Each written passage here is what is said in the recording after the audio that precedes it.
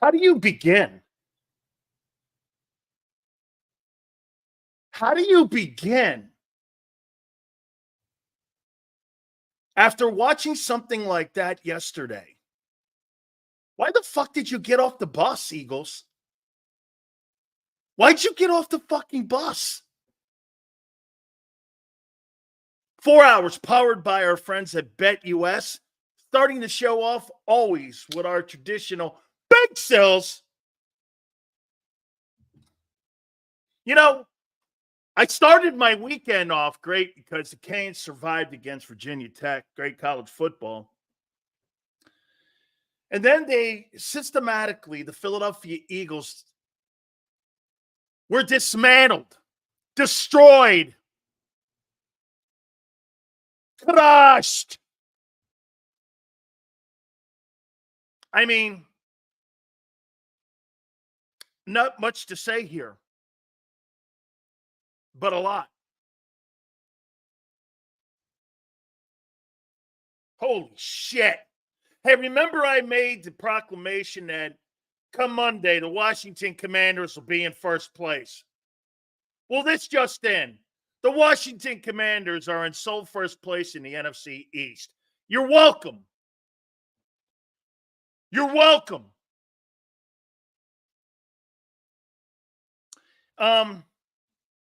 They were destroyed by the Buccaneers. For a second straight game.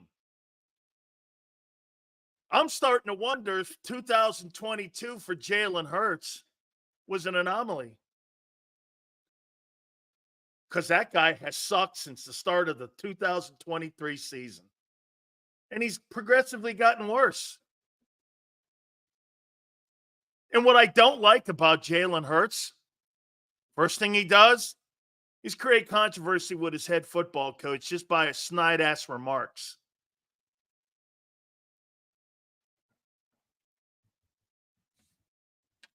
Nick Sirianni, we'll get to him. Let's start with the players, though. By the way, Angelo Cataldi at 3:30. Gary Cobb, Fox 29 at 43. Xander Krause will join us in the 5 o'clock hour. Please do me a favor. Hit the like button. And by the way, if some of you fucking snowflakes are not going to like what I say today, try not to make this about me. I've been dead right the entire time. By the way, everybody will have casualty today. From the front office, the owner, to the general manager, to the quarterback, to the head coach, is all going to take shrapnel. This is going to be an equal opportunity offender. That was a disgrace. That was a disgrace. Well, you didn't have your players. Welcome to the fucking NFL. Welcome to the NFL. So wait a minute. Jalen doesn't have everything perfect? He can't play? The guy is the biggest turnover machine in the National Football League. Make no excuses for it. He is the biggest turnover machine in pro football.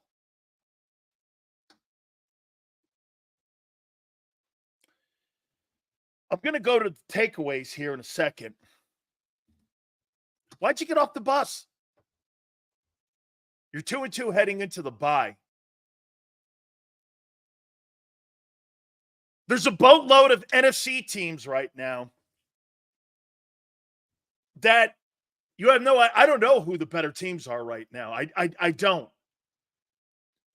Hey, Sills, you need to get back on your knees to show your boy Allen. Hey, Allen loses to fucking Lamar Jackson. Okay, 34? You can't beat Baker Mayfield. I was waiting for this, dude. Jalen Hurts can't beat Baker Mayfield. At least Allen loses to the reigning MVP. Baker Mayfield is a better quarterback than Jalen Hurts. And you can't prove me otherwise wrong. At least he's losing to MVPs. You're losing to a journeyman.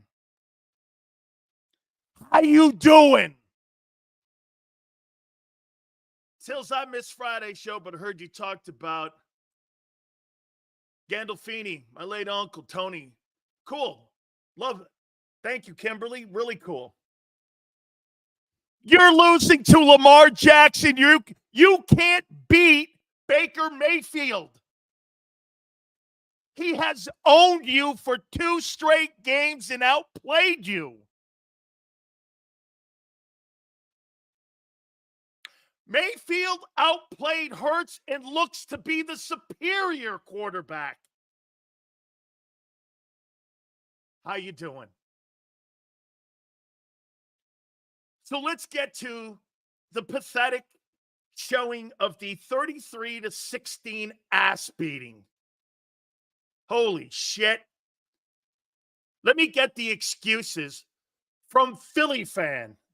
Injuries, coaching, the heat. Let me hear them. How pathetic can you be? This team is a damn dumpster fire. Told you from day one it was. You bring back the greatest coach in the history of the NFL, according to some.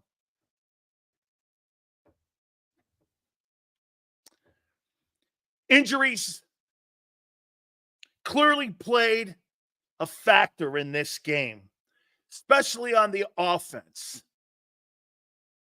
No excuses. It's the NFL.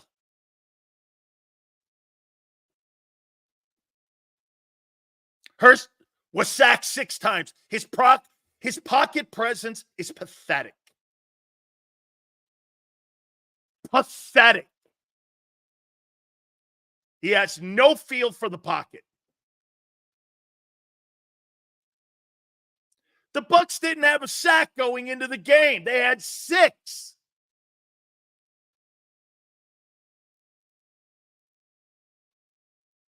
The defensive effort was one of the absolutely biggest problems of the entire afternoon. The effort, the scheme, the desire to want to play was nowhere. Unbelievable. The defense didn't want to play because it was too fucking hot. Hey, and that right there, Ace, what you just said, at least Hurts has been to a Super Bowl, is a fluke. It's a fluke he got to the Super Bowl. Shooter, unbelievably true. Enjoy the content, Sills. Keep up the great work. Hey, 34, it's a fluke. Until proven otherwise, 2022 was a fluke. A fluke. Fluke. That guy's not a good quarterback. He's Tyrod Hurts. This entire situation, 2018 and 20 all over again. Amen. Draft picks aren't contributing. Horrible contracts. Roseman is making the same exact mistakes. That's right, because they run it from the owner's box. Nick is a joke. Jalen sucks. Sure. Hurts is a fluke. Jalen Hurts is a fluke. I haven't seen a good game by Jalen Hurts, 60-minute game, since the Super Bowl. He's a fluke. If you had a better quarterback, you're probably undefeated. Only 10 carries for Barkley is a joke. No, it's not when you have 9 plays in the first quarter. No, it's not. Please, guys, hit the like button. I'm going to get to your takes. You know I do. 455 yards of offense from a team that was ranked in the late 20s. Total offense. 455 on your vaulted, no-holes fucking defense. There ain't a player on that football team I would want on my team right now on the defensive side of the football. Not fucking one. Not one. Maybe Mitchell. Cam Ward to the Eagles. Trade Hurts. Fire Nick. They had 111 yards rushing. They're not even a rushing football team.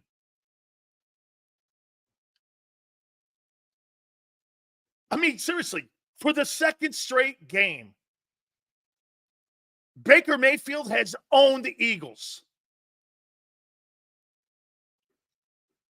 30 of 40, 347, 2 TDs and a rushing touchdown. What?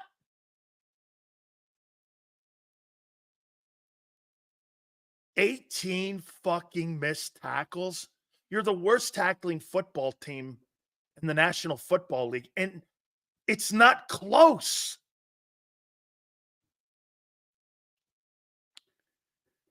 Turnovers. Hurts in the last 20 games has 27 turnovers. He's horrible. He's horrible. Nick, Howie, Jeff, Jalen, defense, salute Sills. Thank you, Trey. Please hit the like button. Insane. Just insane. You've now lost 10 of your last 13 ball games. How come I look at the 2024 season and I see the 2023 Eagles? Thank you, CJ. Hey, guys, don't you see the same team? Don't you see the same team? What's different? Injuries. Welcome to the NFL.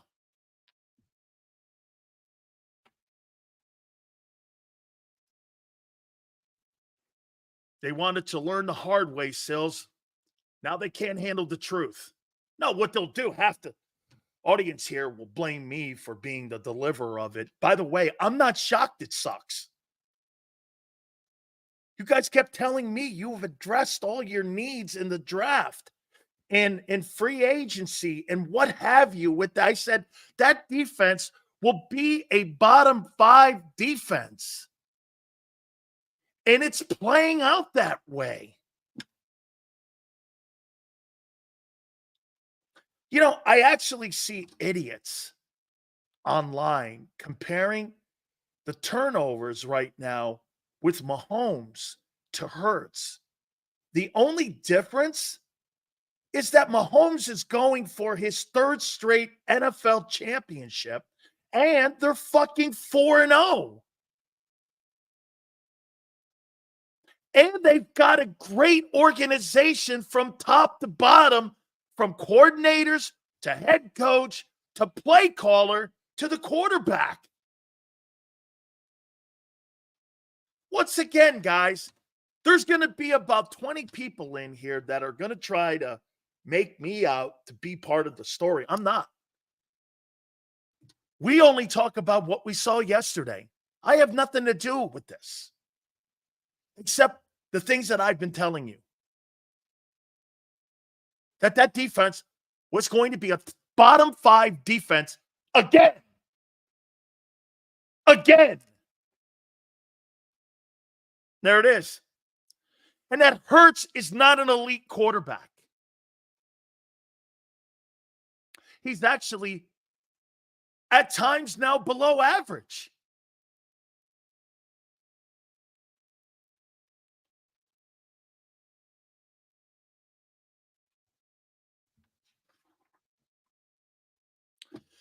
Your fucking 2 defensive tackles are a disgrace to the uniform. Jalen Carter and Jordan Davis are fucking disgraces. Jalen Carter getting IVs. You played in Georgia, son. You played in Georgia. So did you, fat body Davis. 2 lazy, undisciplined defensive tackles. Boy, did they miss Fletcher Cox. The show where I come to hear how bad my team is, but to get no resolutions to fix it. Yes, you've been right. We're bad. How do we fix it? Let me get through the fucking game first, Anthony, and then I'll get there. Fix it? Fix what? Your bad personnel? You can't. Fix what? Fix what? You got bad players on defense. Fix what? Fix what? What? What are you going to fix? Huff? He sucks. Nolan Smith? He's a bust. Jordan Davis? He's a bust. Fix what? They suck. He can't fucking draft defensive players. When is that going to get through your head? I've been saying it for 4 years. Fix what?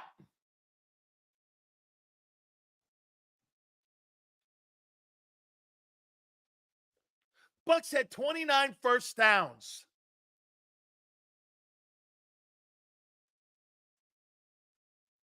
But Nolan Smith and Bryce Huff are atrocious. You know what?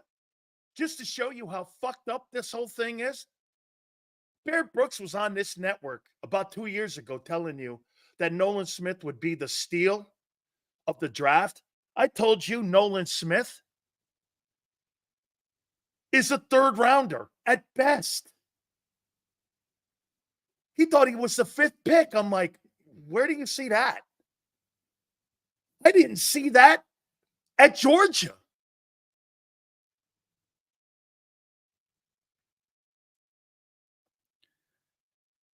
The preparation for the team was just atrocious. It was atrocious. They weren't prepared. It looked like they wanted to get to the bye. They didn't want to play in the game against the Bucks. They had very little heart. That's the problem right there that I have. You didn't play with any energy or heart. You were soft.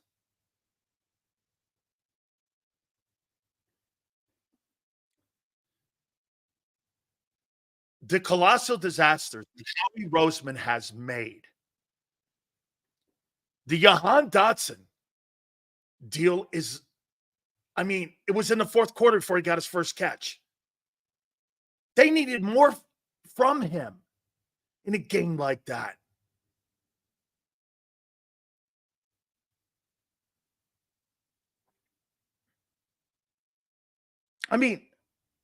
The defense was brutal.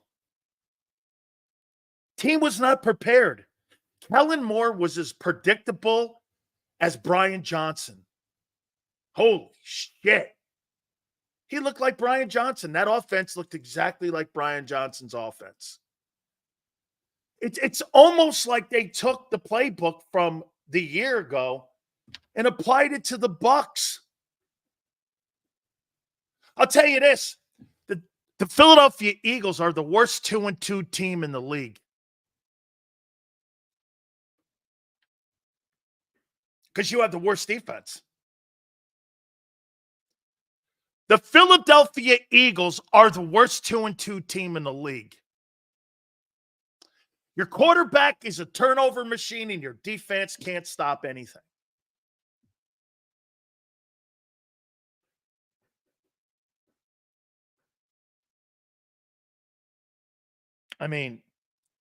Eagle defense. First 4 drives, 3 TDs and a field goal.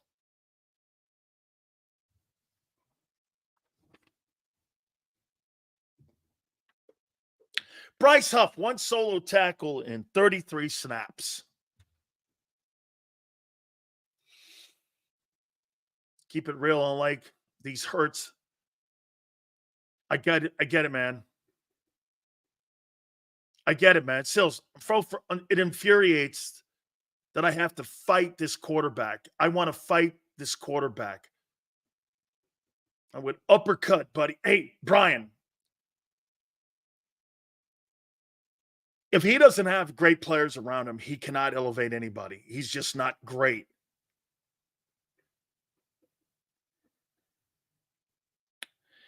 Nakobe Dean is terrible. End of story. Stop it. God almighty, is he awful. You are putting practice squad players on the field now. Look, I kind of get the offense struggling because of the amount of players, but what was the defense's excuse?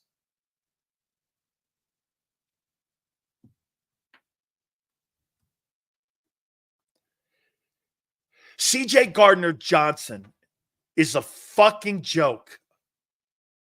He's terrible. Jahan Dotson didn't show up. Unlike Gary Cobb, 4:30 Eastern.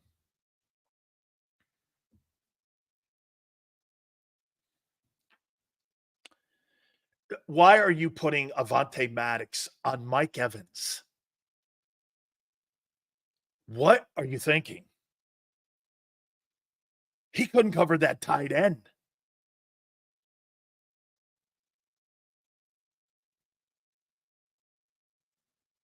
And now Nick Sirianni.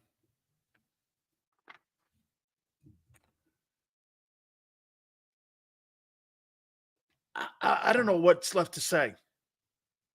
He should be fired.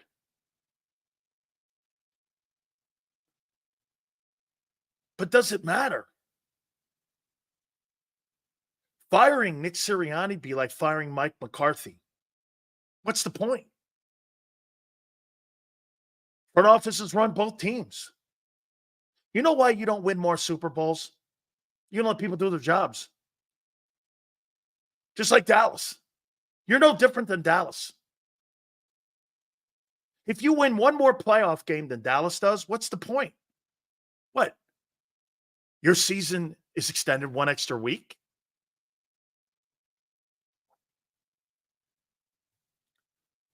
A lot of people are going, fire Nick. What's the point?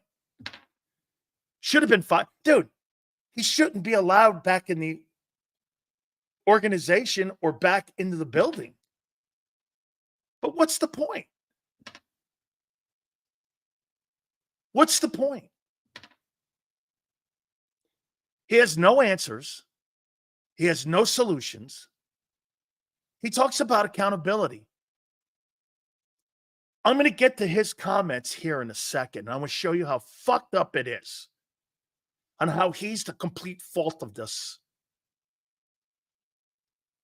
Let me tell you a little secret here. You know why nobody criticizes Jalen Hurts? Because it's a criticism of Howie Roseman.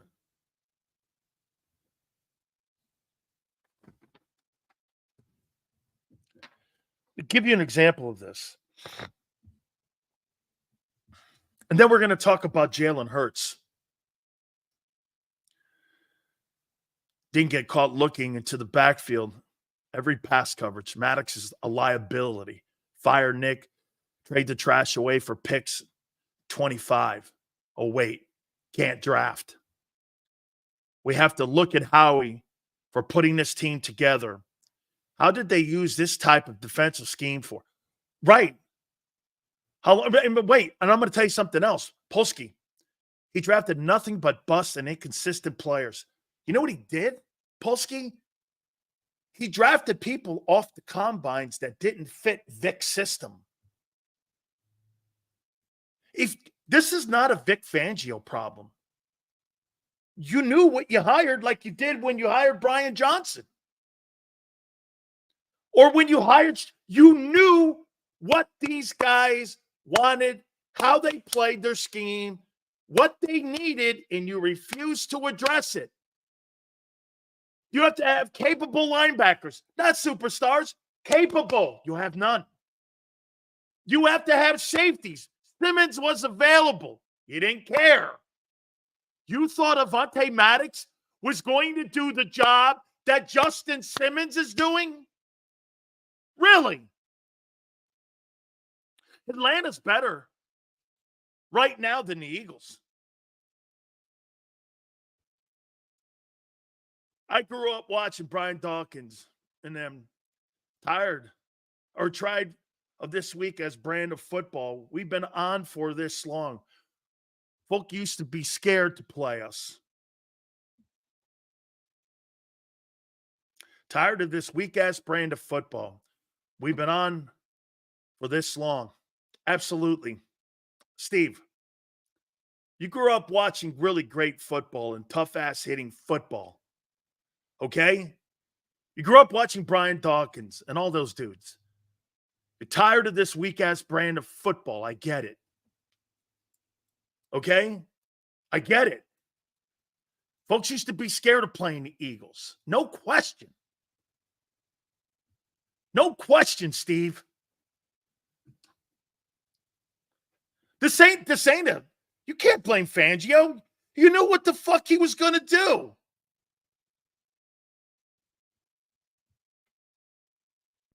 You know what, folks? Hey, LJ's posting this. No one's listening to you, man. Because nobody listens to you. You're stupid. I'm not even going to acknowledge what you're reading because it means nothing. When you get drug up and down the field by the Bucs for the second straight game, your comments are dumb. He's the same guy also, LJ, that says Sirianni's a better coach than Andy Reid. So take it for what it's worth.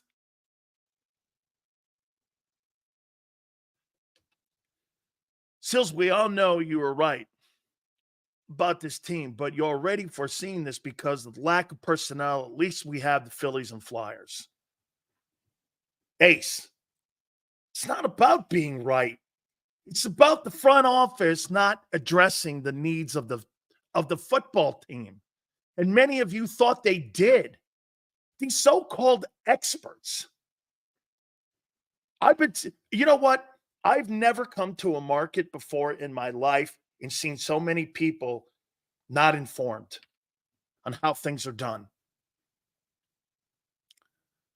From some of the people that I respect, the only guy is Angelo. This is 100% on the owner. I love your show, Sills. Christopher, thank you, brother. Do me a favor. Okay? I've never seen anything like it. Never seen anything like it. How the Eagle organization and that piece of shit Bob Lang have manipulated you, the fans. If Andy Reid had this offense, it'd be unfair. It wouldn't be fair. Absolutely. Steve, it wouldn't be.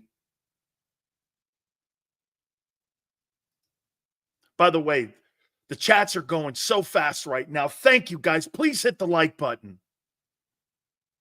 Welcome to Philly, Sills. Thank God for the fans. Thank God for the fans. Because you know what? You may tolerate their bullshit, but you don't tolerate it for long. That's the cool thing about you guys. You don't tolerate it for long. Eagles have a clueless clipboard high school coach in Sirianni calling plays. Embarrassing, non-aggressive defense that can't tackle. 7-10 at best.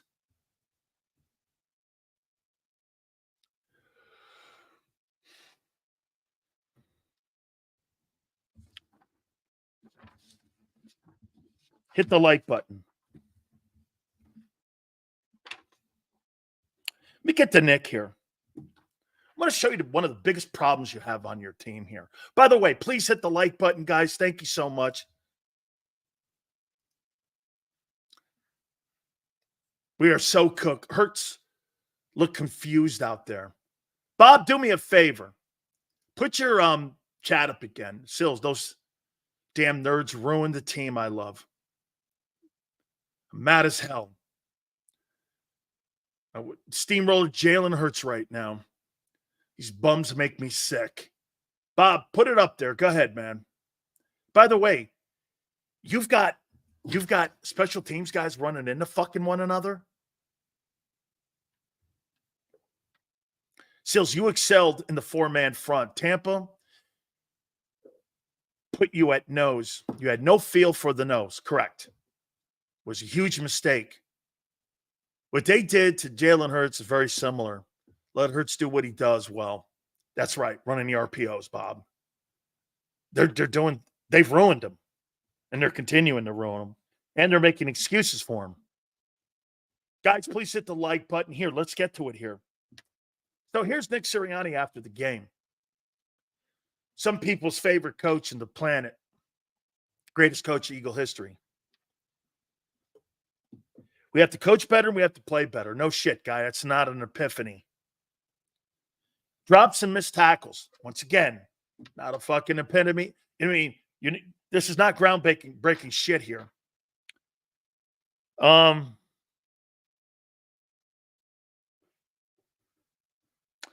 Here's something that he won't tell the truth.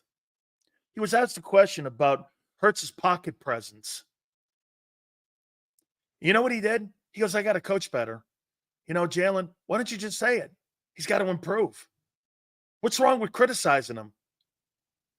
The head coach they don't coach Jalen hard enough. They're like afraid of him. How do you think Mike Tomlin would coach Jalen Hurts after a performance like that, where they needed him to step up and be the leader on the team? Once again, Eagles are the worst 2-2 team in the league.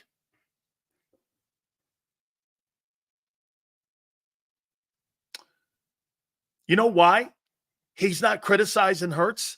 Because it's a criticism of Howie. He doesn't want to criticize Howie's players. They don't criticize Bryce Huff. They don't call anybody out. How do you not call people out? You only call the coaching staff out. I don't get it. Why do we play 10 yards off to limit the explosive play? Right. They killed you with underneath plays, the Bucs. Man, Brian Flores Todd Bowles is just like, fucking, this was easy. It was an easy game for an average team. Can't tackle. So it turns out to be an explosive play anyway. Mozzie or Bryce, puff. I don't know. Pick your loser.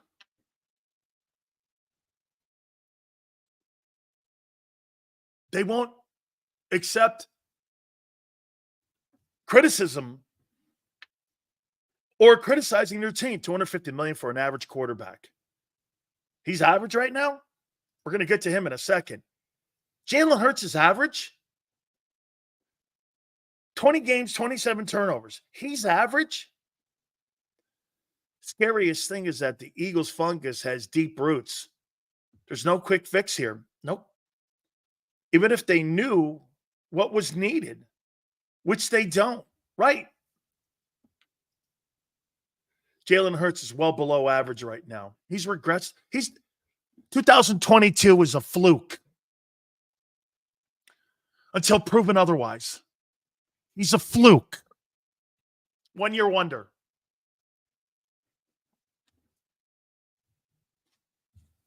Hurts is a 1 year wonder. Hey, I got to play better. I got to be this. It starts with me. I got to be fucking shut the fuck up, Jalen Hurts. I'm so sick of hearing that. Got to be this. Got to be that. Got to do this. Well, get out and do it.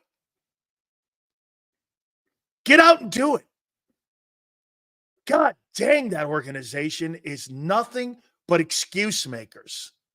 No wonder the fans give Jalen the benefit of the doubt, because the organization holds nobody accountable.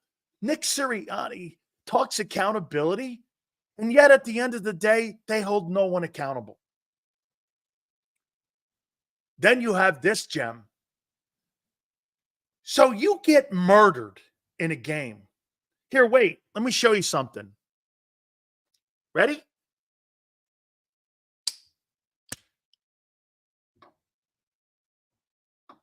Receiver defer. That's how close the Bucs-Eagle game was. After that, it was over. The coin toss.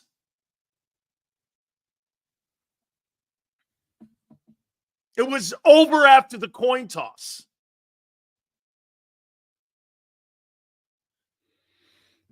Let's get to Jalen Hurts.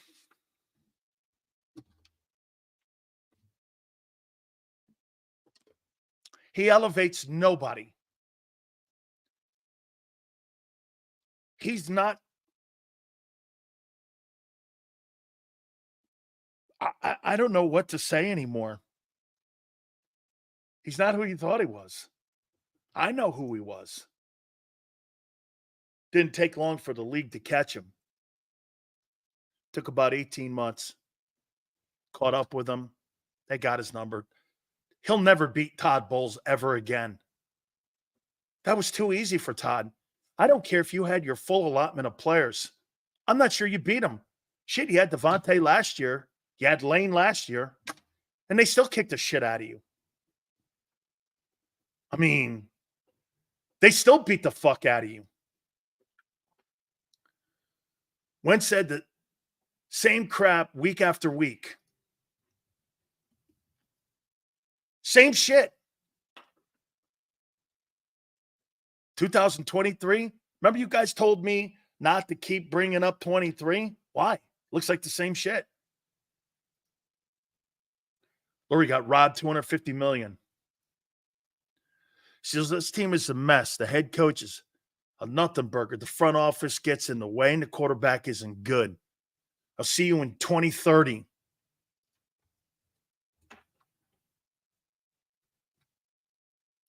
Jalen Hurts.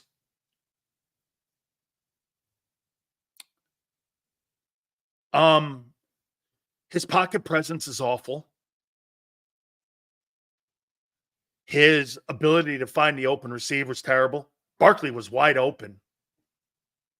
Yes, Angelo at 3:30. Gary Cobb, 4:30. Xander will be with us in the 5 o'clock hour. There's nothing redeeming about Jalen Hurts' game right now. Can I tell you a statistic? Hey, Xander, do you know this? Everyone, do you know since the first game of the 2023 season and the first 4 games this year, do you know who has a better quarterback rating than Jalen Hurts? Justin Fields. Justin Fields has a better quarterback rating since the start of the 23 season and the 4 games in 2024 than Jalen Hurts. Justin Fields.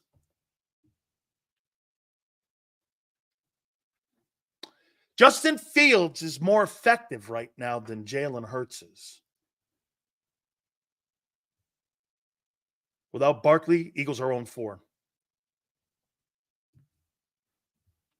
No. Yell goes, is Fields the comp now? I don't know. I just made a point that he's been more effective with lesser talent than Jalen Hurts has. You could make the point all you want. Say that here, let me get to Yale's point. How about this? Well, he can't beat Mayfield. And Justin Fields has a higher quarterback rating. So what do you want? What's the metric then, Yale? Mahomes?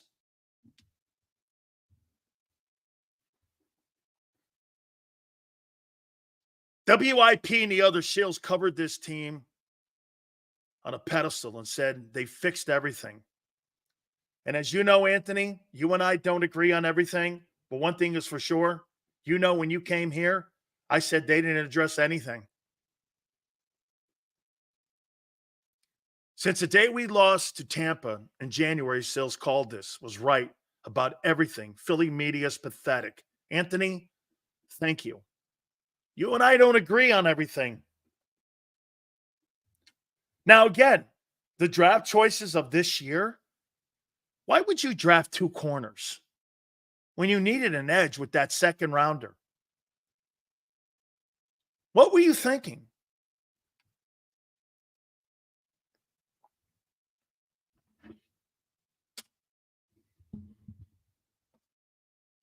And this is the beauty of it all. So your team's getting fucking annihilated. Annihilated.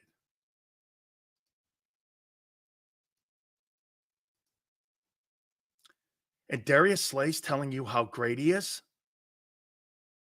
And that's a captain on your team? No, the best available player were those 2 linebackers,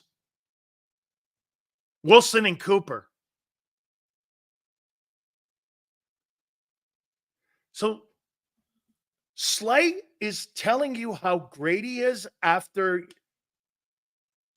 they give up almost 400 yards in passing. And he's telling you how great he is, and he's a captain on your team? Then what does he do to his social media? He locks it down so not everyone can read all his posts. He's a child. He's not a leader. He's a fucking child.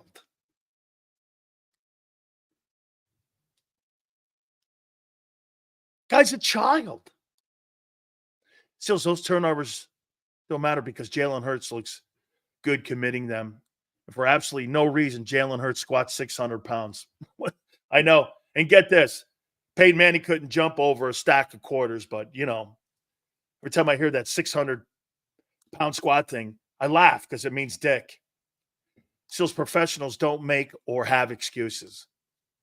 That's right. They have answers. So Darius Slay is going on social media telling you how great he is and how bad his teammates are. That's how I read that. Hey, this ain't me. It's those guys. I'm not the cause of this. They are. That's some teammate. Hey, Nick, where's the accountability on that? That's right. Team sport 84. You ride and die together. Can you imagine? You got a guy in Philly, Philadelphia, Pennsylvania, home of the Flyers, home of, I don't say Sixers because of that piece of shit owner, Eagles and Phillies. And you got a guy not in the same boat with the rest of his teammates.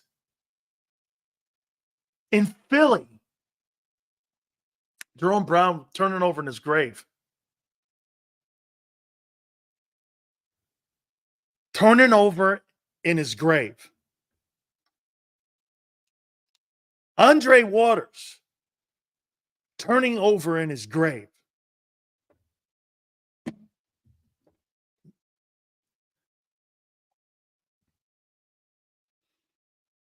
Same guy who gave up the game-winning touchdown.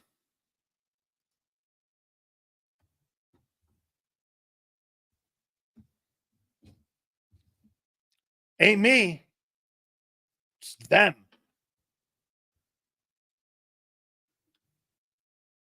I got nothing to do with this mess. Not me. Well, who are you the captain of? He's this. You got a bunch of talkers on your Eagles. Hurts, the head coach. You know the only guy that kind of speaks the truth is Vic. Not kind of, he does. The rest of them are all chin waggers. Man, but that's how the organization likes it. Hey, Bob, I know you're watching too. Little birdie told me, you can't fix this, Bob. Bob, you can't fix this. I've got you now. No holds bar off the top rope, motherfucker.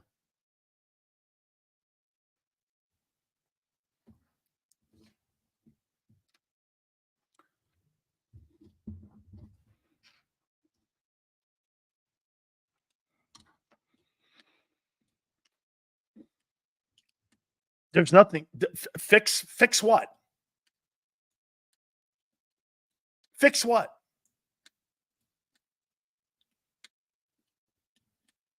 Fix what?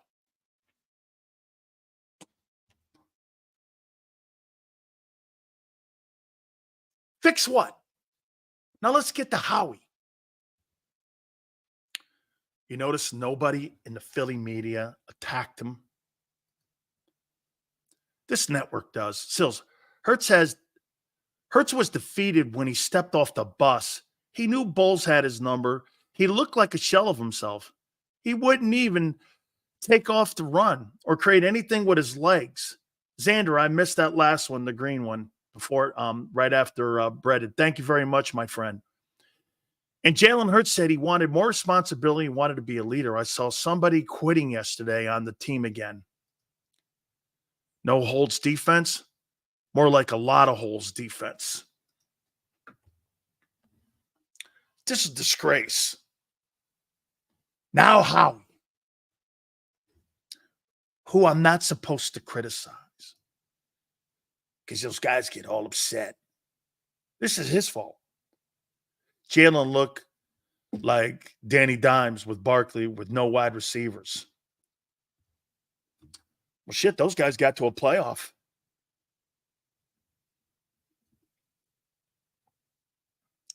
You're up next, Howie. You built this mess. You traded for Dotson, who's a bust. Washington tried telling you. Doesn't it ever cross your mind when an in-division opponent trades a guy away to a division opponent? Didn't it cross your mind? Damn, something's got to be wrong here. Nope. Hell, I thought he'd be functional just in a role. He's terrible. Paris Campbell's better. Paris Campbell's better than Dotson.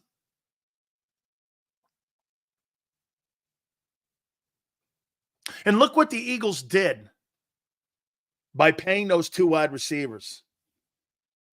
Remember when I had an argument with Xander Krause and I said, you got the worst wide receiving group of any team in the NFC? He was like, you're crazy.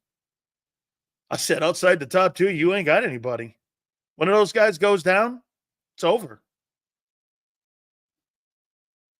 One of those guys goes down, it's over. Two go down, you're a laughingstock. He needs to take his ass back to the closet again. So let me ask you this. The two tackles are underperforming. Bryce Huff is a failure. Nolan Smith is a bust. Dean's a bust. Bond, I don't know, up and down. I'm okay with that. Quinion, I have a lot of hope for him. Slay, horrible leader. I would hate to have him on my team. Avonte Maddox can't play. Sweat is okay. What exactly do you have on defense that made you think you were going to be a good team?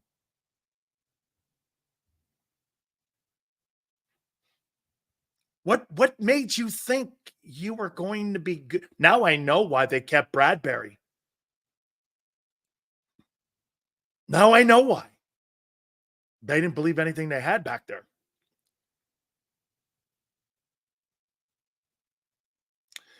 Once again, for the fourth year in a row, Howie Roseman can't draft defensive players. The organization struggles with it. Either they struggle with it or they don't care and it's not a priority.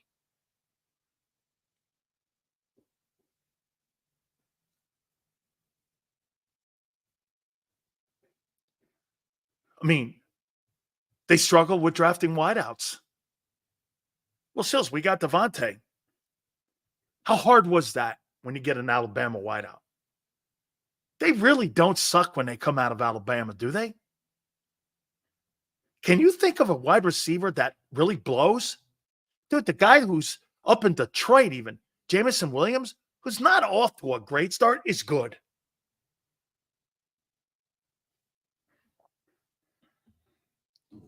You know, one sure thing at Bama, you know, like LSU,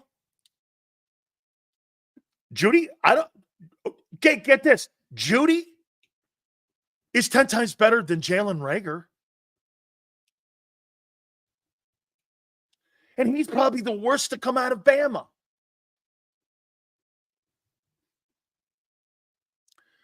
So why won't Vic play Cooper and Rodgers? Because he doesn't trust them.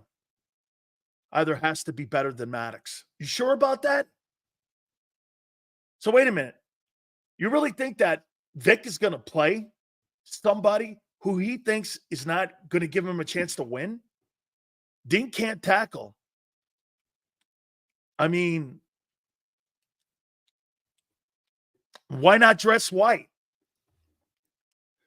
If you weren't going to dress Devin White this past weekend against his former team, who treated him like that, he'll never play it down in Philadelphia ever, unless there's an injury to some of the two starters with Bond or Dean. He ain't playing. He ain't playing.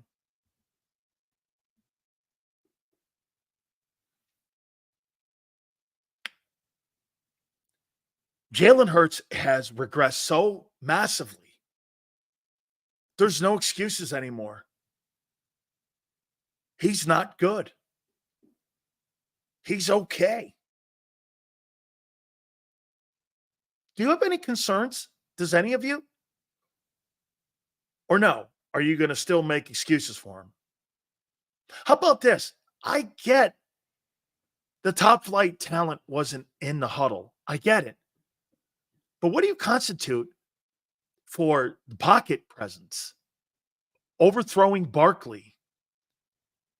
All the things. There were wide open guys again. And he's missing them. I'm talking that stuff. I'll tell you what I'll do. I'll give him, Hurts, the benefit of the doubt of not having his top flight guys in there. Okay. But not the overthrows, the pocket presence, and the urgency that Brady talked at. Length about. Brady's like this. He just doesn't have a feel for the pocket. Baker Mayfield had a sack on him. And Tom Brady goes, I can't believe he held on to it. You're trying to tell me that Baker Mayfield has more security of the football than what Hurts does? Hey, that hot dogging with that one hand. Who does he think he is? Primetime? Tuck that ball away, guy. And I would tell him that. Tuck that football away. And he'd go, why? And I'd go, well, because you got 27 turnovers in 20 games. I mean, don't you want to at least try to alleviate a potential turnover again? Or what is this? Hot dog Hurts. Baker Mayfield is a better quarterback since the start of the 23 season than Hurts. You have nowhere on the planet to prove me otherwise wrong. Where? He's beaten them twice, 2 times in a row, once in the playoffs. He's thrown for almost 600 yards in both games. He's put up over 60 points in 2 games. I'm trying to figure out where you think that guy's outplayed him. And he's won more games.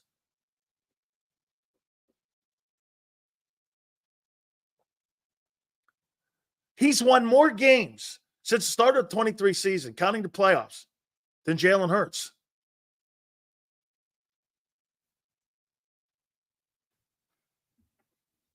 Y'all said the other couple minutes ago, Justin Fields is not who he's being compared to. Well, I can't compare him to Mayfield because Mayfield outplays him.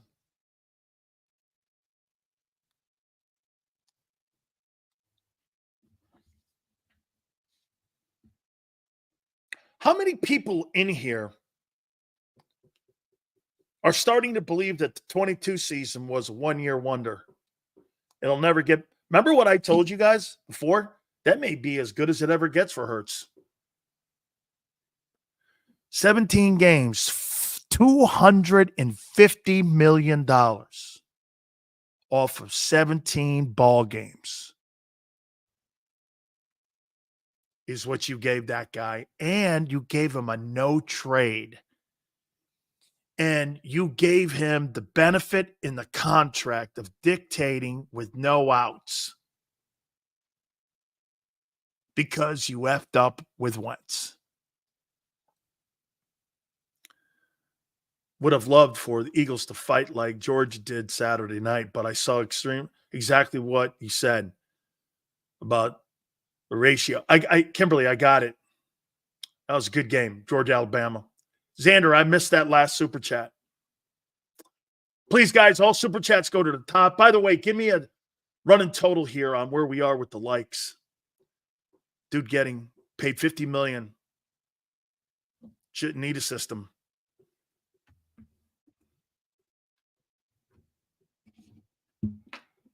You know what sucks?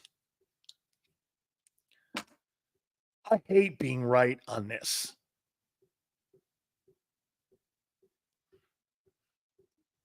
Okay?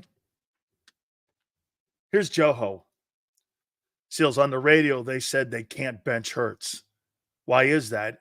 If he consistently keeps turning the effing ball over, why can't they? Because the owner doesn't want him to. That's an owner decision. Benching a $50 million a year guy. Guys, do me a favor. Please give me a heads up on the like list here. I think it's too early to bench him. Okay? It's too early. You're 2-2. 2-2. Thank you, Just Mike. Guys, please hit the like button. Your super chats have been insane. 3:30, Angelo Cataldi. I can't wait to have him just unload on this team and on this coach. That's 3:30. Gary Cobb at 4:30 from Fox 29 in Philadelphia, former Eagle himself. Xander in the 5 o'clock hour. Let's be real, Sills. Defense was terrible yesterday. Atrocious. We were down weapons on offense. Defense was supposed to hold its own. Yeah. All of that's true. By the way, I loved how everybody came at me after the Saints game. And I told you, I said, so you think everything's fixed, right? People were like, yeah. And I'm like, absolutely not. That's what they can be. That's not who they are yet. Once again, you're kind of showing who you are. Look at this. Green Bay. By the way, to Xander's point that he made on the postgame show, stop with the Brazil field, John. That's no bearing. That team sucks on a skating ring, on a basketball court, on a football field, on a Tiddlywinks field. Doesn't matter. They suck. It has no bearing because the other team plays on that shitty field too. Yeah, right. Who are you going to bench him for? Pickett? It's Kenny Pickett. Get that shit out of here. I'm with you. I'm not. If my option's Pickett, no thank you.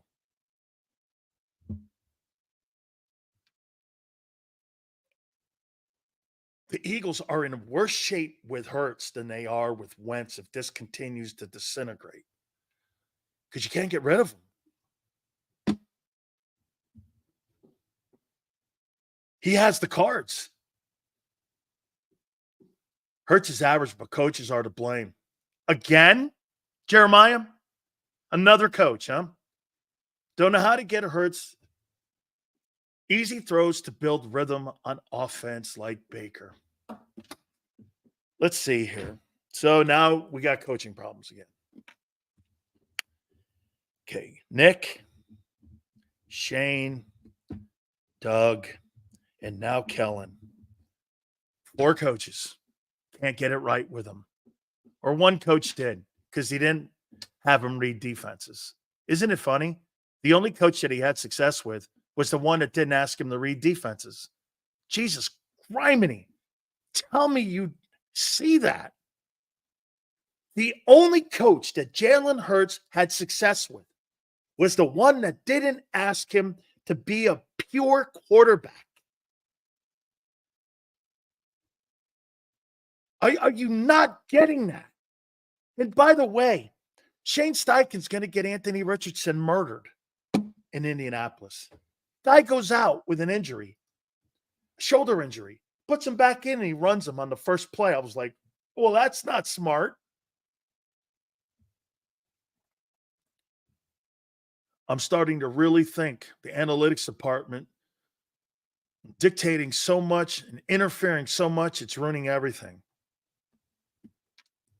Harv. Yeah, they've always done this. Harv, I hate to do this to you, brother, but let me hook you up here. I've never seen a market where the organization like the Eagles controls a narrative and they put it out for their fans to buy, and the fans buy it and take the media at good faith with it.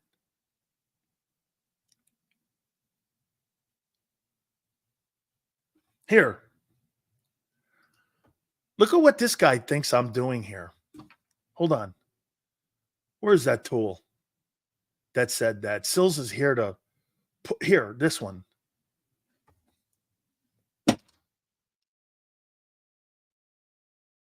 Did you see something different? Dickafest? Hey, Dickafest. Did you see something different Sunday?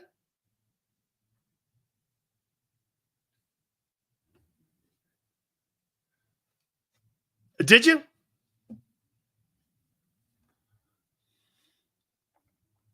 Another guy who won't believe his eyes.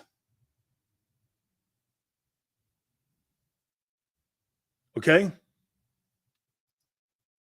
You're associated with the Philly medium or town. You look for negatives. Wasn't hard. Look for negatives yesterday there, Twizzball. What do you want me to? What was a positive yesterday?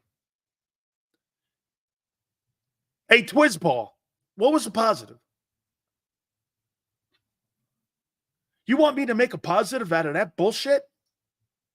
You got the wrong guy. Twizza. They need to stop giving these quarterbacks all the power sales. It's burning all of us alive in these contracts we are stuck with. It's trash for years now. Yeah. Oh, no. And plus you gave them no, it's the no trade. Oh, I'm not done there yet. Sills, you forgot to go out. Oh, I'm not done yet. I told you there'd be no survivors.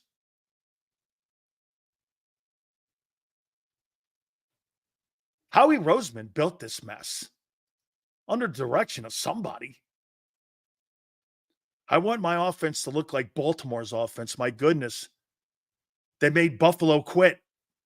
Yeah, well, when you have a battering ram, and it took them a couple weeks to figure out how to use Derrick Henry, last 2 weeks, Derrick Henry's got over 300 yards rushing.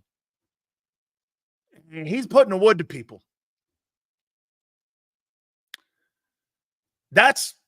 Baltimore might be the best team in the league. Because they're figuring out how to use them 2 dudes. Please hit the like button, guys. Angelo Cataldi will be at the bottom of the hour at 3:30. Now Jeffrey Lurie. This is what the owner wanted. An empowered quarterback who's not that good.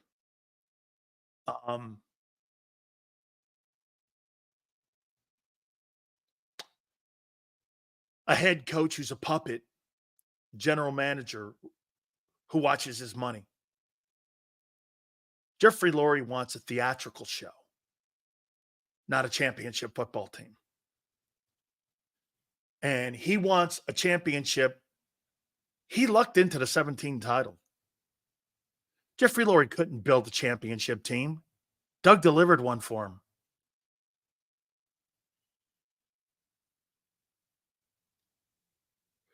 The 2017 Philadelphia Eagle championship is as much a fluke as Jalen Hurts is.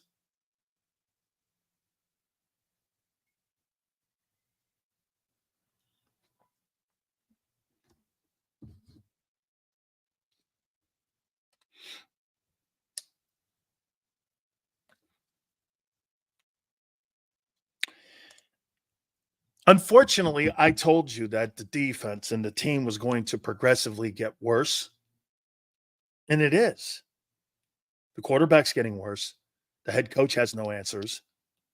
The defense is far from being good.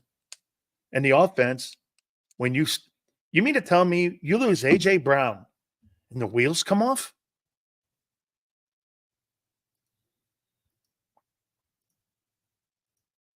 I mean, the wheels come off? Seals, do you think the team takes a lackluster attitude from Hurts? I think Brady mentioned it. I see him sitting alone on the bench and wonder. We all heard how great of a leader he is, but I don't know. Jeff, I never thought Jalen Hurts was a great leader. I always think Jalen Hurts, in my opinion, I think he's a good follower.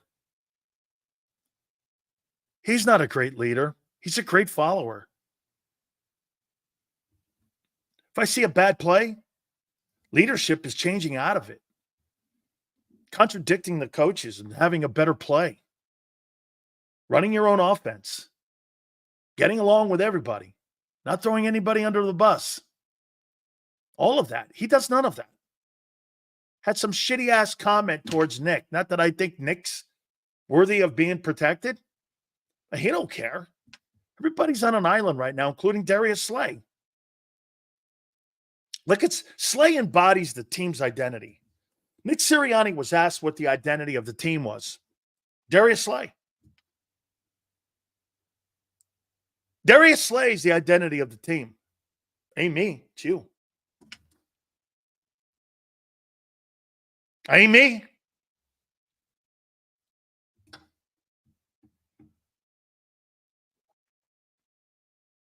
So Devin White retweets the Levante David sack. Slay tweets his stats. Isaiah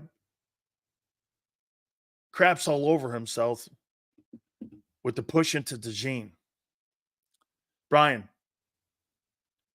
I mean, Devin White then comes up with an excuse. Oh, that's my homie, and we're good, and we're this. And that organization took a shit on you. And so did Levante David. They said you quit on him. You did. Stop lying. He did that because he felt butthurt because they didn't dress him for the game. It was only a matter of time before Devin White showed who he was.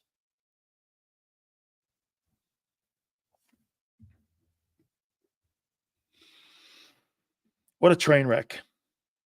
This is deeper than just getting killed by the Bucs.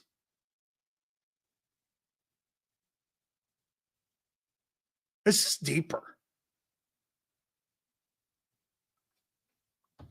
That's right. Yale's right. You pay that guy $6 million and he posts that shit. You turn around and you have Slay. You pay him $12 million. And he's telling everybody in Philly and around the league, ain't me. It's those losers. His teammates. That's your identity. And here, Here's the identity of the organization. Well, we don't have our top stars for our quarterback. You know, how about when Nick said this in the postgame show? Well, we didn't have our best player on the field. So your best player on the field is your wide receiver, you're in trouble. Your best player on the field can't be a wideout. Your best player on the field has to be your quarterback. What did Marcus Hayes say last week? Hurts might be the 8th best player in his own huddle. Okay. Well, that was on display Sunday.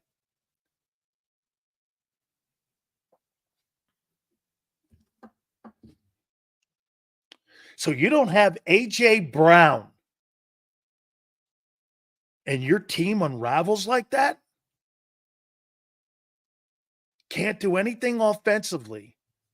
That game was never close. It was close in wishful thinking.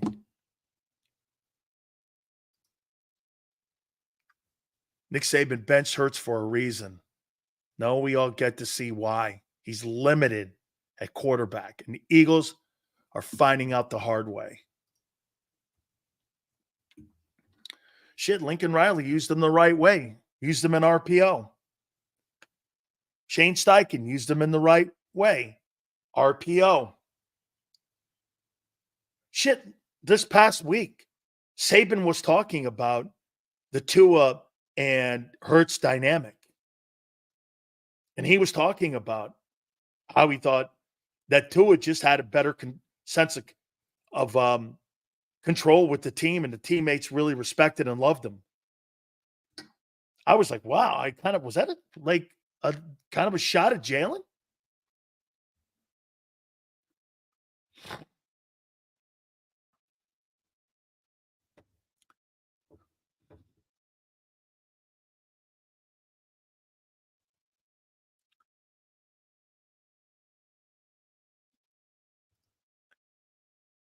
If Devin White is good enough for a revenge game against Tampa, why is he still on the team? Someone please answer that for me. Why is he on the team? He's on the team because Howie signed him. Sales, explain why Vic can't put an average unit together with all this experience, all his experience. Bob, this is talent. He doesn't have talent. Vic does not make his players better. Systems are made better by players, not systems making players better. You have to put the right pieces. That's like, hey, Bob, that's like putting chess pieces on a checkerboard. That goes back to the GM, Bob. If this is how they play without AJ, he could scream on the sidelines every game. Absolutely, Bean. Hey, you know when you hired Vic Fangio, what he does. 2 high safety, no blitzing, relies on edge rusher pressure, versatility with his guys with 3 technique, 4 technique, 5 and 7 out wide, all them guys. You know what you're looking for. Howie gave him a dysfunctional island of misfit toys. Nolan Smith's not good. Bryce Huff's not good. BG's the best edge rusher. The 2 tackles are underperforming. Linebacking core is atrocious. Your safety play is marginal at best. And you're very old and young at your corner positions. What'd you think you were going to be? Top 15 defense? Whoever said that?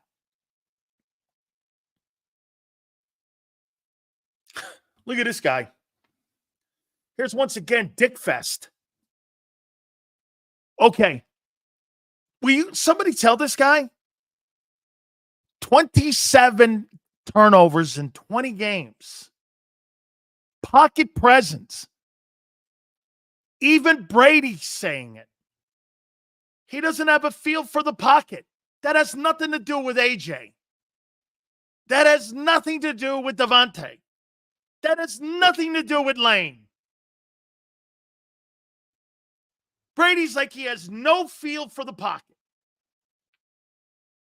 None. Tell you this. I'm starting to like Tom Brady more. I guess Baker Mayfield thought he was going to take a shot at Tom Brady by saying, last couple of years here in Tampa, it hasn't been a lot of fun. You know what Brady did? Brady fired back going, well, fun, huh? I thought going to Super Bowls and winning championships was fun.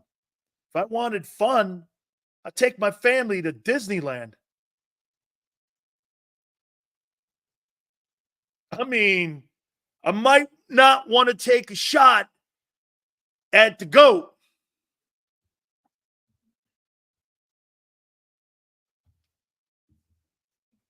Take a shot at it. Fun? Who said winning championships wasn't the hard? Dude, if winning championships, that's what Baker don't get. Hey, if winning championships was so easy, everybody would do it.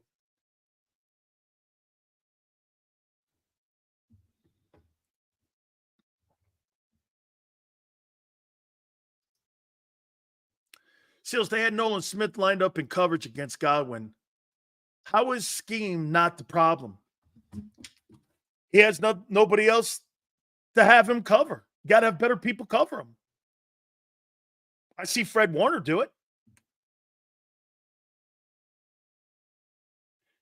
Andre, you're blaming coaches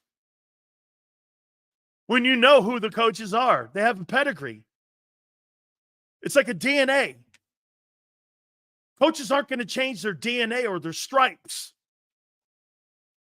It's not who they are. Well, the scheme's now bad. The scheme's bad. No, the players are bad. You're right. Should Nolan Smith be covering Chris Godwin? Absolutely not. Why'd you hire Fangio then? When I saw that too, Abe, I laughed. I'm like, they don't have the players to play this defense. I've been telling you this since day one.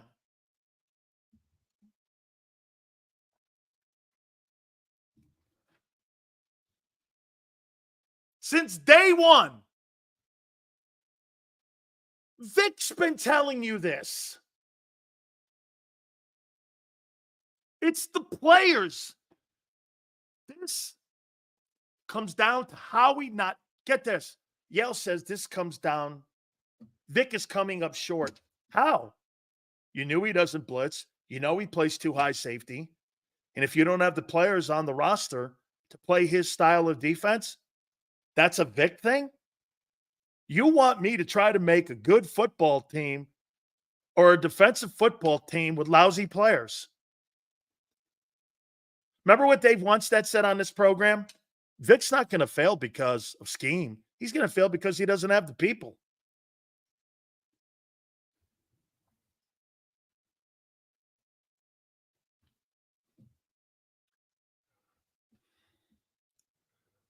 Here's Akbar. Yeah, but Sills, don't you have to teach these guys mechanics?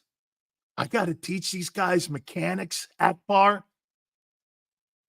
In the National Football League, you draft and you sign free agents, so I don't have to do that. These are colossal failures by Roseman. So you're telling me that Vic has to try to make Bryce Huff a better player when he never has been? Another fluke.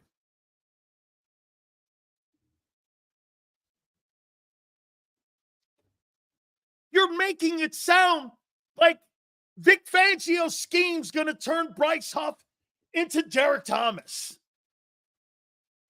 Crazy. It doesn't work like that.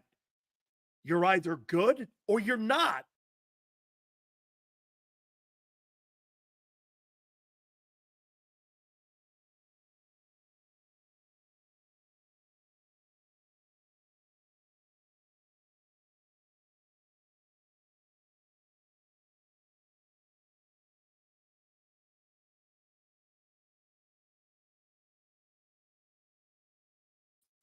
Lost Big Sills for a second, everybody. Let me get him back. He's frozen on mine. I'm sure he's frozen on your end too. Sorry about that. His internet must have dropped. He'll be back in just a second. I'll give it a second to see if he jumps back in before I need to take a break. Appreciate everybody, by the way, on the show today. Hit that like button. I'm waiting for Big Sills to get back. Don't worry, I am not taking over for Dan today. I'm just waiting to see if his internet jumps back in. He is still frozen out, and I can't even remove him. So I'll see if he jumps back in here, and if he doesn't, I will get to a commercial break real quick and see if I can call Dan and see where he is. What's up, everybody in the chat? Appreciate it. James M. Reyes, what's up? African Surf, appreciate it all. And here's Big Sills. He's back. Howie got to him, everybody. Howie's listening. He said, pull the plug on JAKIB Sports. Let's go, Big Sills.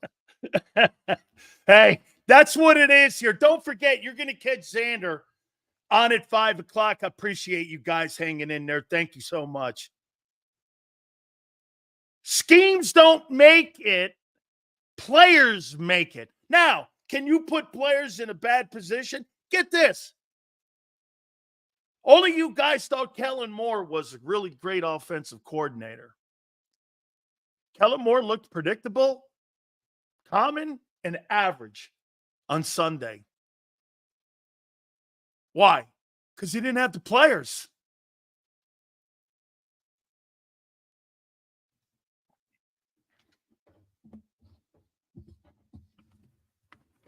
He didn't have the players.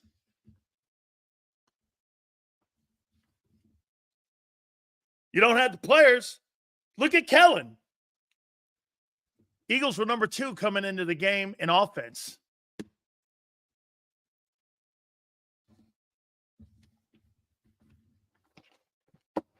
Shit, the Bucs look like the better team.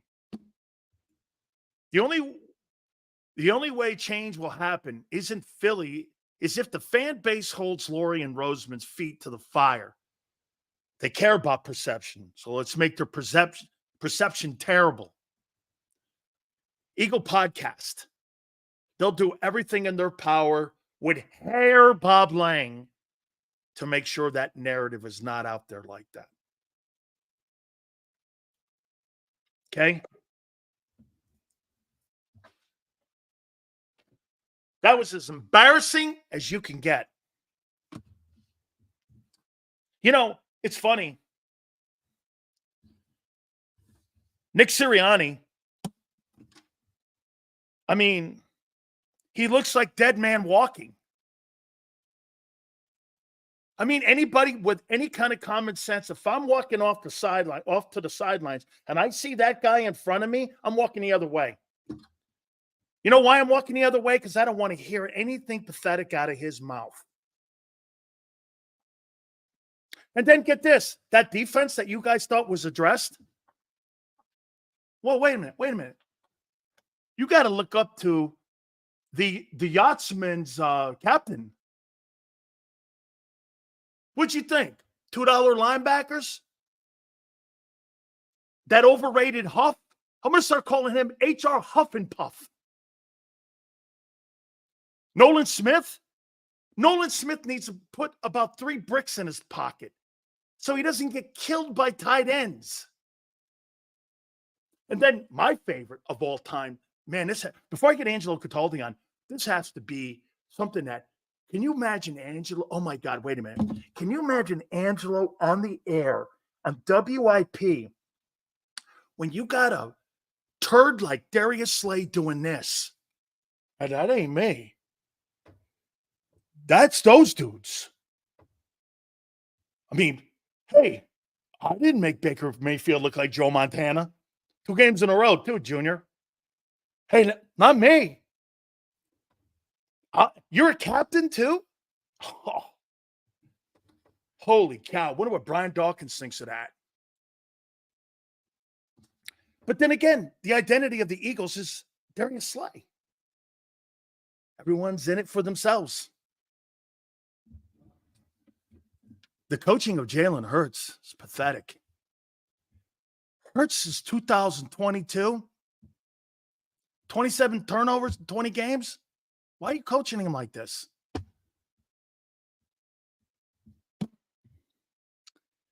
God, we miss this guy. Holy shit. My God almighty, would he have been in the principal's office after a day like this? And by the way, back in the day when that old asshole PD, who I can't stand, he's the guy that told me I can't bring you to Philly. Okay. And I was like, why? He goes, well, you're too harsh. I go, the guy in the morning you got is harsher than me. And plus, you keep guys on longer than the minute with the light bulb. I can't think Angelo ever went with the light bulb for the guy that went like this. You're keeping your callers on too long. The book is made for Philly. There's no way Angelo went with the light bulb in the studio. There's not a chance. Let's bring the legend on. No. And here he is, Angelo Cataldi. Last week I had a shot to bring Angelo on, so I said, let me get Marcus Hayes on. I want to save Angelo because I want to see what's going to happen Sunday. And so I wanted to do that, and that's why I did that. By the way, before we get started, there's not a chance in hell you went by the rule of the light bulb in the IP studios. It's in the book. I didn't go by the rule. In fact, at one point, I actually twisted off the light bulb and handed it to my program director. Now, I didn't tell him where to put it, but it was implicit in the way I handed it to him. All right. Yeah, no, that wasn't my game. I don't follow rules really that exactly. But I got to be honest. I would have come on. I would have happily come out last week. I couldn't do it early in the week.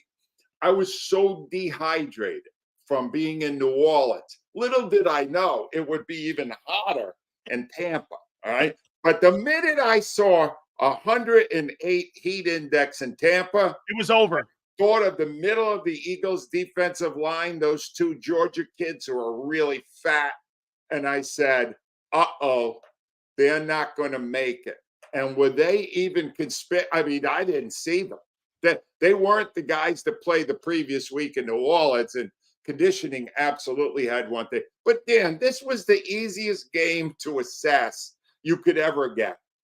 Todd Bowles had his team ready to play, all right? Had great game plans on both sides of the ball, great game plans, and obliterated the Philadelphia Eagles. This was textbook great coaching versus horrible coaching. And yeah, I'll put Moore and Fangio in the box with Nick Sirianni.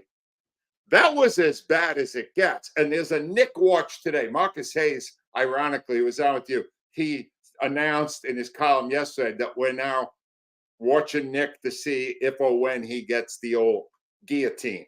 And yeah, I've been on that watch a while. If I had the show to do today, I would have called for the firing of Nick Sirianni. The problem is it wouldn't have been the first time. I would have done it at the end of last season too. Nick Sirianni can't coach. And he benefited only by the absolute insanity of New Orleans a week ago. If New Orleans had coached any kind of a game a week ago, the Eagles would be on a 3-game losing streak right now. I was in New Orleans. I got to see from the perspective of literally the end zone looking down. And I couldn't believe how awful the New Orleans coaching was that day with Dennis Allen. I've never seen. The Eagles lost Lane Johnson in the first quarter of the New Orleans game. And not one single time did New Orleans blitz where Fred Johnson, the backup, was. And they didn't exploit it at all. Yesterday, Bowles went right after Johnson. In the fourth quarter, with more time to play, he had given up 8 pressures. 8 pressures. Dude, it's just coaching. One team's ready, one isn't. And let me lead you in on something. Nick Sirianni's team is never ready. They haven't scored a point in the first quarter yet. The effort level, Angelo. I mean, it's not there. It's just what I mean, I don't even know why they got off the bus. Right. And then, if you want a smacked ass, all right, well, you'd like to see a smacked ass. Watch Nick Sirianni say that the embarrassment of yesterday will bring his team closer together. How come it didn't work last year? They lost 6 out of 7. It didn't bring them together. Now it's going to bring them together. Why? Based on what? It's Dan, I have decided not to really always want the Eagles to win because I want to live in a happy city. But this year, from this point on, I'm going to look at it like a sitcom, and I'm just going to laugh as Sirianni circles the drain, because Sirianni will be fully unmasked this year. He doesn't know what he's doing, and you'll see it now. Now the city is coming to life. Welcome to the bandwagon. Thank you. He is done at the end of the year, but he survived the bye week because he won that game in New Orleans. I don't think he would have survived there. I think they would have had to get rid of him if New Orleans understood what they were doing last week and did the same thing to him that the other people have done. That defense is so bad. Oh, Are they the worst 2-2 team in the league? yeah. Well, I haven't monitored all the other 2-2 teams, But that defense has to make you at least put them in the top or bottom 5. It's so bad. And the thing was, they had one good game against New Orleans, and I watched New Orleans game plan, and I didn't see it. I was looking at him going, do you realize the Eagles don't cover anybody in the middle of the field? Do you realize you have them where you want them when you're 3rd and 7? Because they leave everybody wide open. They give you 10 yards off your wide receivers, just throw an out pattern to them. No, it's bad. This is bad. And the fact that coach, after collapsing historically last year, said that the loss yesterday will help them because they'll get much closer. What kind of an ass thinks that way? Oh, no. There's that way. Nobody would think that. And tell me this, Angelo, don't you see to me, when I look at the first 4 games this year, tell me how and why it looks any different than 23's ending. Doesn't it look like the same team? Including Hurts. And I've been really nice to Hurts, but I got to admit, you just gave a very damning statistic, Dan. 27 turnovers in 20 games. Here, let me give you one more. That's since the start of 2023. Yeah. You know who's got a higher quarterback rating than him? Justin Fields. Well, the thing is, his pocket awareness is not great. Terrible. When the pocket is collapsing, he doesn't protect the ball. He doesn't see these guys, and they strip him. And it's happening a lot. And I still believe in him. But Angelo, is he regressing since he got the money? Has he regressed? Clearly he has. Statistically, there's no question he has. But I still, he was without his major weapon. Here's the next thing. All right. This is so basic. And this, I guess, is Kellen Moore. I can't tell anymore because Sirianni overruled Kellen Moore the week before, which was one of the most asinine things I've ever heard. But whoever's decided it. So I don't have my best 2 receivers, right? Paris Campbell is my best wide receiver, all right? So I'm thinking, all right, you know what I'm going to do? It's funny. I was with the great Ray Didinger on Friday. I said, Ray, who's going to win that game? He said, the Eagles are going to win. Because he said, they're just going to hand the ball to Saquon Barkley. Said, the Tampa's run defense stinks. Just hand him the ball.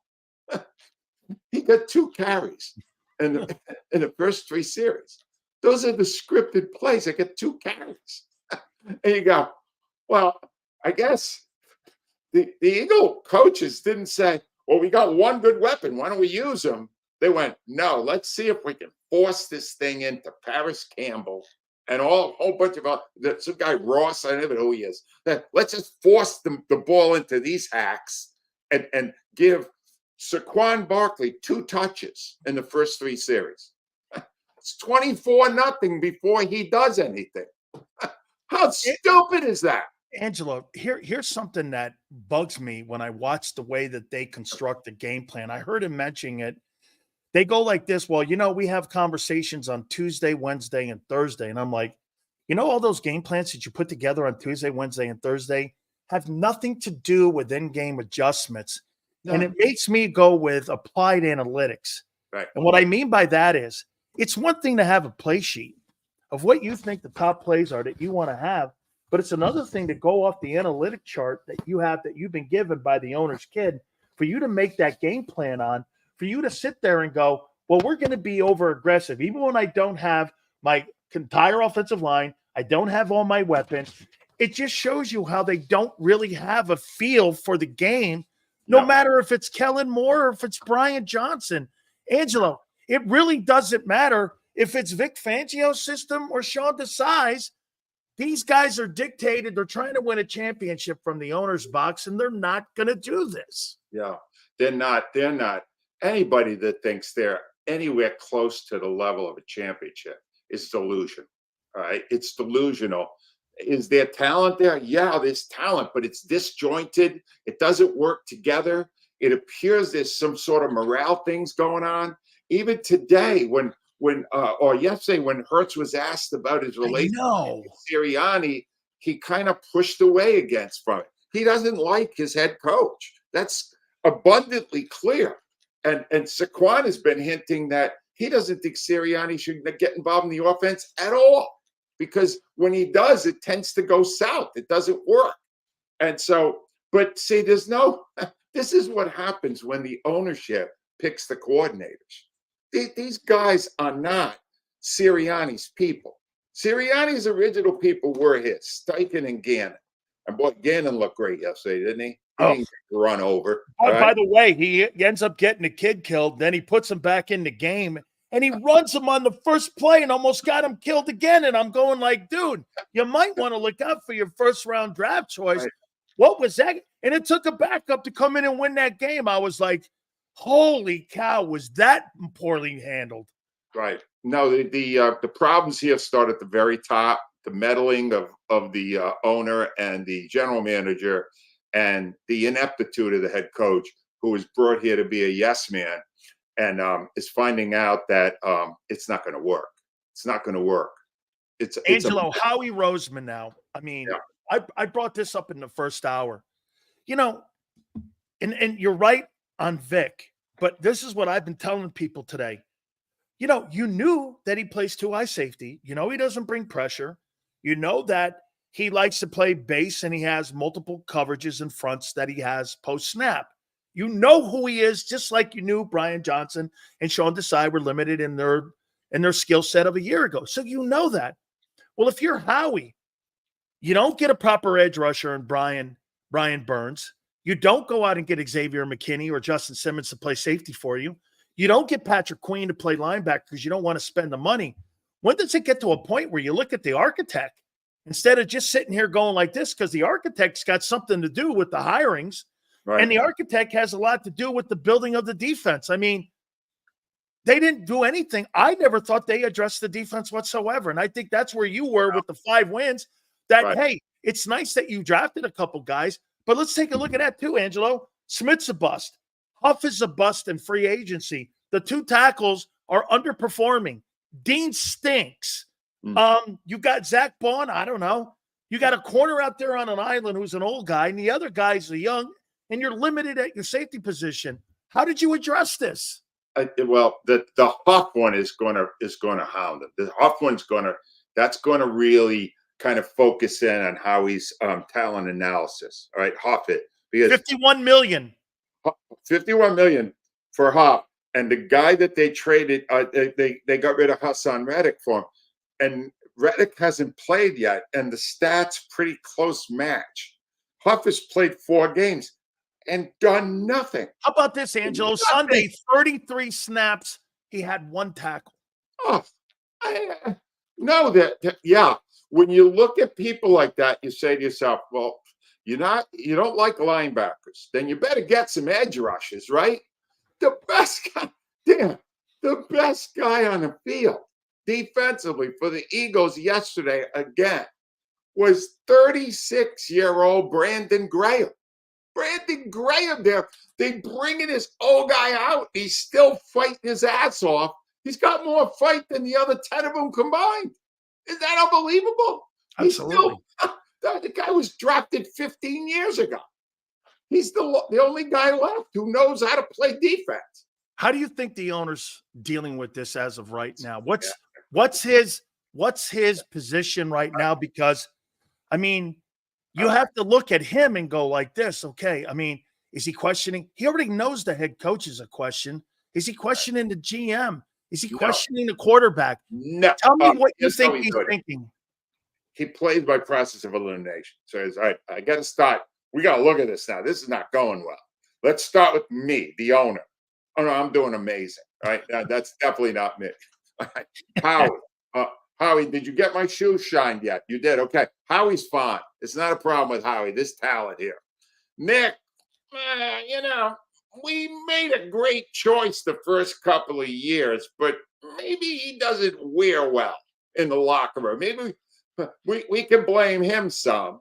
And then now we gotta blame the coordinators. Well, those were also Lurie's hires, Lurie and Roseman's hire. So, but again, Lurie's doing amazing. Don't get me wrong, and Howie's great. So these guys have all let him down. They're gonna have these guys.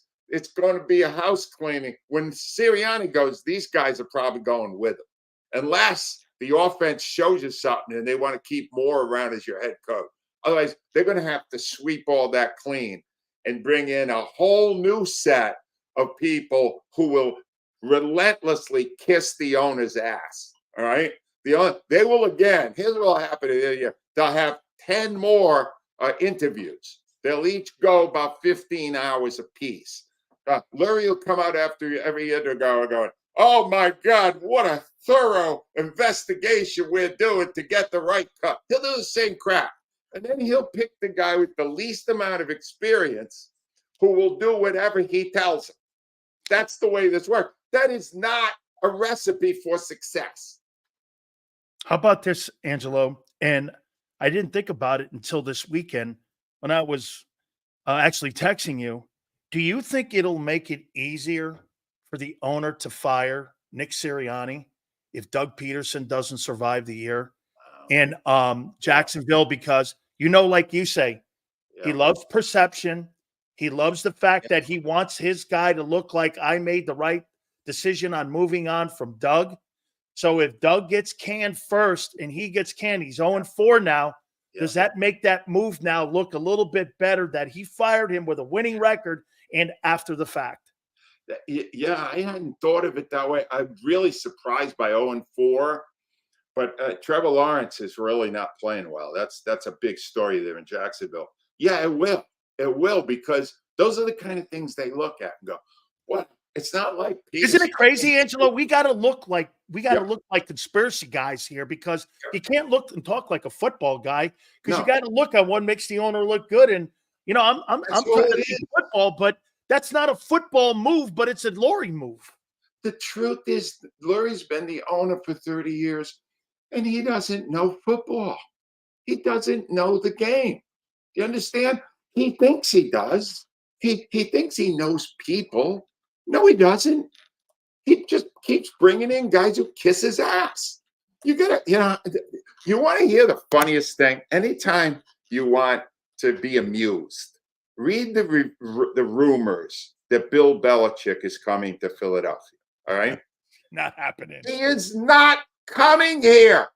Anyone who writes it is a moron.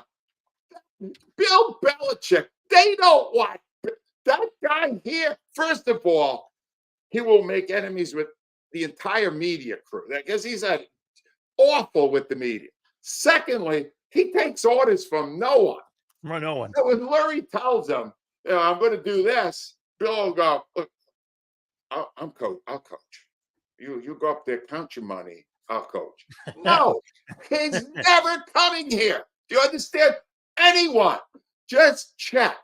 Get an X-ray of all 10 of the candidates for the next coach. If they have a backbone, eliminate them, because they're not coming here.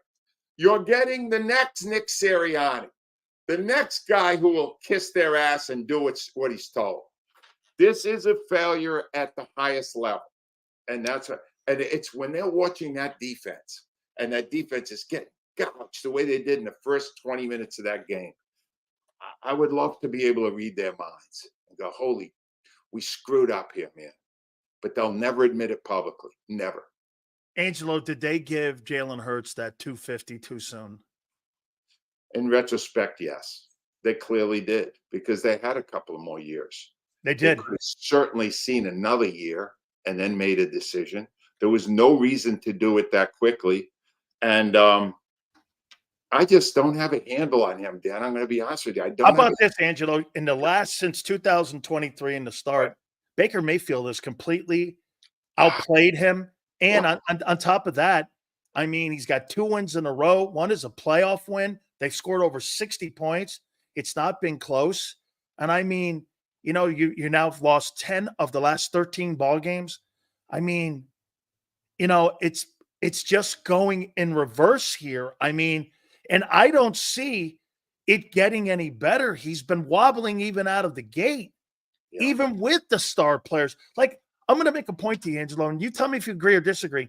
I think if you had AJ or if you had Devontae in that game on Sunday, maybe Lane is the outlier that would have given you more of an opportunity, but the effort level is what really was the factor. I don't think they win that game with those guys. No, I don't think they win the game. I think it's more competitive. It's more competitive. You get a few first downs in the first series instead of going 3 and out 3 times in a row and being down 24 points. Yeah, I agree. The problem with Hurts is when I watch Baker Mayfield, I even was with my son-in-law yesterday, and I said to him, this doesn't even look like the same guy that played. It doesn't. And I'm going, how can that be? He's so confident and he's quick with the release. He's decisive. He's right on point. He's hitting boom, boom, boom. And that coordinator had only called 4 games in his entire life. But clearly, the coaching he has received in Tampa has made him realize his potential. So if I'm going to say that, then I got to at least consider the possibility that what's going on with Hurts the last 2 years is that he doesn't have Steichen there. He doesn't have any coaches that are truly taking advantage of what he brings to the table. And we're exposing his flaws. So I'm still not ready to say to you, you know, it's not going to work. They're out all that money. They're going to have to unload him. I'm not ready to say that the way I was with Wentz. I want to see him with good coaches, which I don't think he's been with yet. But he'll never be. Or has brought out the best in him either. But he'll never be, because here's why. They constantly will change him out. Yep. No matter what they'll do, they'll constantly change him out. I mean, I look at him right now and I'm just like, where are they going with him right now when you're consistently changing out? Because you know this, Angelo, like you said, if this thing's a bomb, Moore and Sirianni are getting fired. So that's another coordinator, another coach, another process. So I ask you this then. Do you see a carbon copy of the way they handled Carson Wentz the same way they're handling Jalen Hurts? It's going down the same track. It's going right down the same track. And I was ironic when I was watching yesterday. Not all that many years ago, Todd Bowles was an assistant here.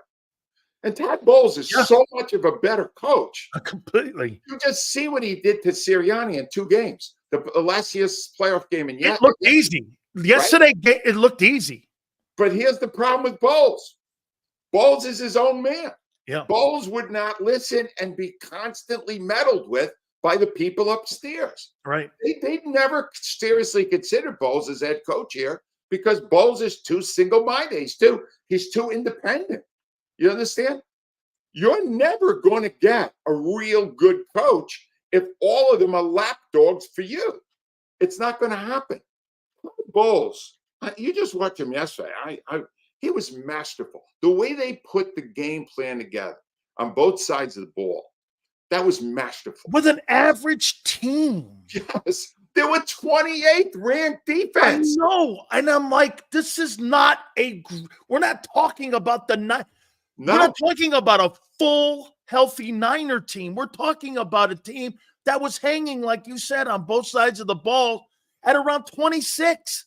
And you're hanging it. They're decent, you know? They're okay. They're not great. They're not great. Made them look amazing. And that's why I'm going back to the week before. Because I'll be honest, when I was in New Orleans there, I felt we were being led to slaughter. You know, New Orleans had put 92 points up in the first 2 games. They were phenomenal. And I went, well, the Eagles aren't going to be able to stop that. And they totally stopped it, right? But I'm watching the game and I'm thinking to myself, I think New Orleans is stopping them more than the Eagles defense is.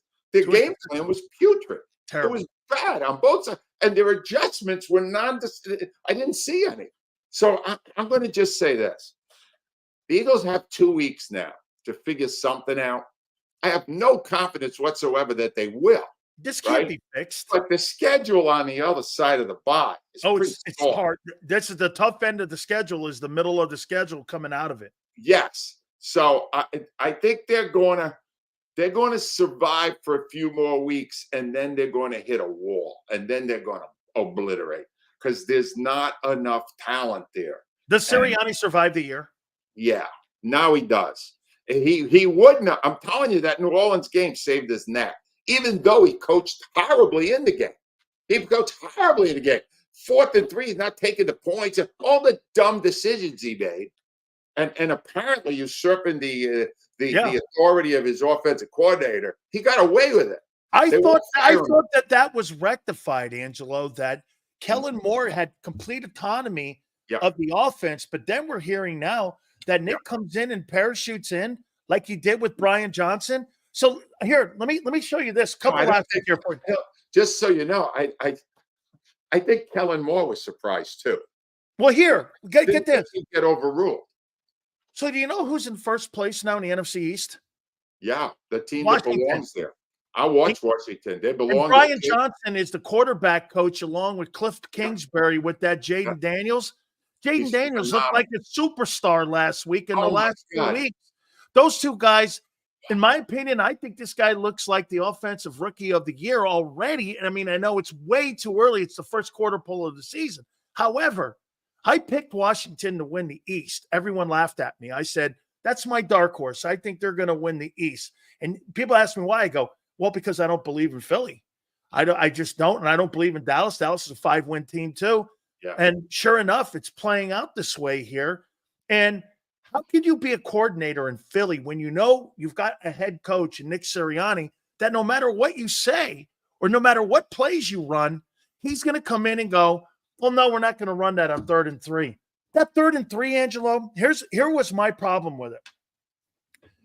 The worst thing that could happen would have been what? You stop the clock and you give Atlanta a free timeout. Right. Your enemy was the clock, not the Falcons. You could have ran the ball, burned 25 seconds off, then lined up in 4th down. They can't stop it. You stop it with 5 seconds left. You burn another 20 seconds off, and you're under a minute to give Atlanta a chance to go down and beat you. And I'm thinking to myself, the worst thing that happened, hey, Barkley catching the ball, game's over. Great. Well, I'm not doing that. I'm playing the safest thing and taking the element of disaster away. That organization doesn't think like that. No. And that's why they're not going anywhere. I want to go back to Jaden Daniels for a second, though, because I was watching him too, and I'm marveling. And he is being coached brilliantly. It's clear by what's happened. He's a rookie doing these things. If you put Jaden Daniels on the Eagles and Jalen Hurts on Washington with the coaches that are here now, would Hurts be doing some of that in Washington? Yes. And would Daniels be hitting the wall the way Hurts is here with these coaches? Well, here, if you remember right, there was a 3-year contract on the table for Cliff Kingsbury for him to come, but I think the deal breaker was he wanted to bring his own offensive line coach into the organization, and the Eagles balked at that, and they said no, and they didn't want to give him the authority to bring his own coaches in. But that kid, look, there's no way he can be this good. All right. No one's ever been this good. Right. What's he got? Like an 80% completion rate. I know. He's just so good, but he's so fun to watch because he's so talented. And you say to yourself, yeah, he's great. But a rookie being that good, that fast, that's a reflection of his coaching. And his coaching they're doing an amazing job right now in Washington. They really are. And here, they are not doing an amazing job at all. Last question for you. How do you see the rest of the year playing out? Well, remember, you got a number. You got a number, 5 wins. I'm staying with the 5, but I do think they're going to come out of this with a couple of wins in the next 4. They're going to tease you maybe 4-4, something like that. And then, guess what? Those 2 Washington games, they both look like losses now. I had them as one of the wins was a Washington. It's not a win. It's definitely not a win. Dan, you can't win in the NFL with a coach this bad. That's the bottom line. You can't. And we are watching, hopefully, the final 13 games of Nick Sirianni's tenure as Eagles coach. That's what I hope and expect. How are the Eagles controlling so much of the media in this market by placating to the head coach and to the owner? They're not controlling Marcus Hayes. Marcus Hayes, God bless him. Not. I loved listening to him yesterday. The rest of the guys, they need some testicular power there. You know, they need to grow a couple of balls and actually say something the way their forefathers did in Philadelphia media. And I'll include myself as one of the forefathers. Boys, grow up here, will you please? Jesus, you saw what we saw. Report it. Point the finger. Hold these guys accountable. The city deserves that. Angelo, in a city of enormous cannolis, they're now serving those mini cannolis. They really are. I'm telling you right now, you need a magnifying glass to see the balls in this town.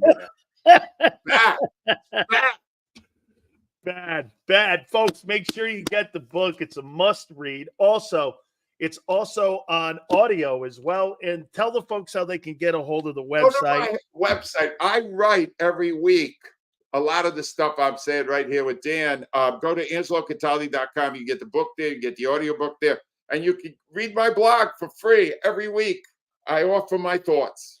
And it's not as fun as it is talking to you, though, Dan. You're the best. Thank you so much, Angelo. Tell the wife we said hi. Thank you, my friend. See you soon. You got it. That is our friend Angelo Cataldi, WIP icon. Oh, woo! What happened? I have the milk carton participants from this past week coming up. Also, by the numbers. We haven't done that yet. What a train wreck. What an absolute colossal train wreck. All right, where are we on the like list here? Holy cow. Angelo, let you have it. How many likes do we have? By the way, hey, Xander, we missed some super chats. I want to make sure we get those super chats before we take a timeout because you guys have been great. Cody, Howie and the head coach are the problem. This team has zero identity. We have our moments. You do. That comment was deafening. A bunch of individuals, the word team and Eagles don't belong together. Wow. That's old school right there, Philly. Next one, Xander. Zero effort. Nick's a yes man. He ain't going nowhere. I got to agree with you, Cody. Thank you. Todd Bowles' game plan was to take Barkley out and put the ball in Hurts' hands. That's exactly what I said. Make Hurts beat you. He can't. He can't beat you. Stills with Smith or AJ have changed the outcome. I think it would have made it more competitive. I had an issue with the effort that they had in that game. It was the effort. Xander, any more? Think we're good. Guys are great. Appreciate this. Gary Cobb from Fox 29 is going to be at the bottom of the hour as well. All your super chats come to the top and go to the top, I should say. You guys are absolutely killing it today. We can't thank you enough for being here. We're almost at 300 likes. Guys, please hit the like button. We're going to do the milk carton next. What Philadelphia Eagles belong on the milk carton? By the numbers, we're also going to go and look at the game. We're also going to take a look at week 4 of the National Football League. How many milk cartons for IHOP Hurts or Huff? He sucks. He's been a complete disaster. A complete disaster. All right. Please hit the like button. Milk Carton Eagles are coming up. By the numbers. Gary Cobb at the bottom of the hour. Xander will be in the 5 o'clock hour. What a day. What an absolute day. Hit the like button. Keep it here, National Football Show. He's blocked well and tries to cut through the middle. Oh! Your gut says Miami is going to win, and you should take the over. Your gut also said your NFT selfies would only go up in value. They didn't. But your head is on Sports Grid and knows the QB is in concussion protocol. The backup has a 45 QBR against the zone coverage. The New York D has the most sacks in the league. So yeah, trust your head. It's smarter to be on Sports Grid.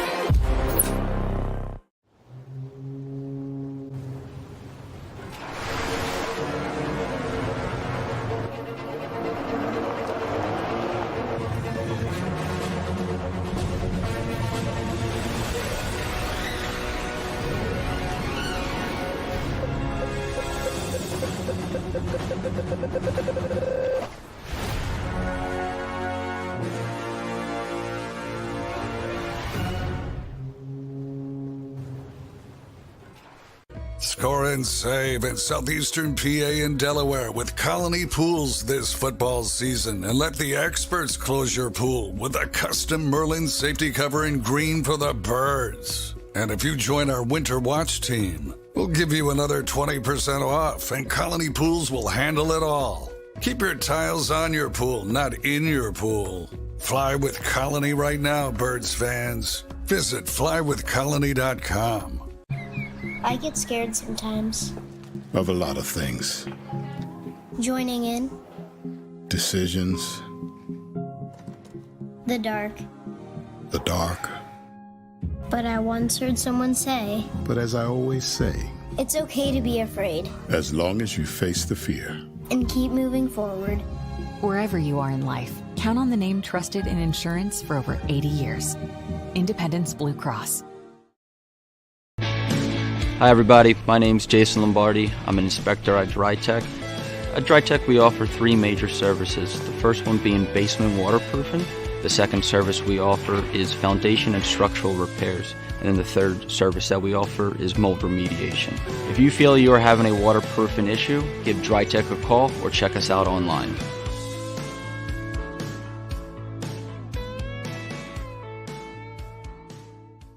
Heading down the shore, have a ball once more.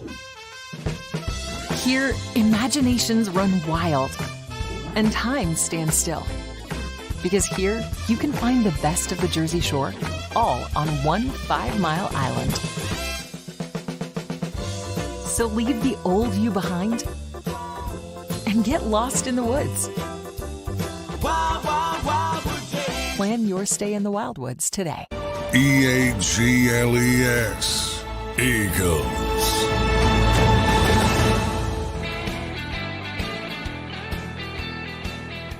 Oh, first place Washington Commanders. You're welcome. 3-1, baby. Sills, you're out of your mind.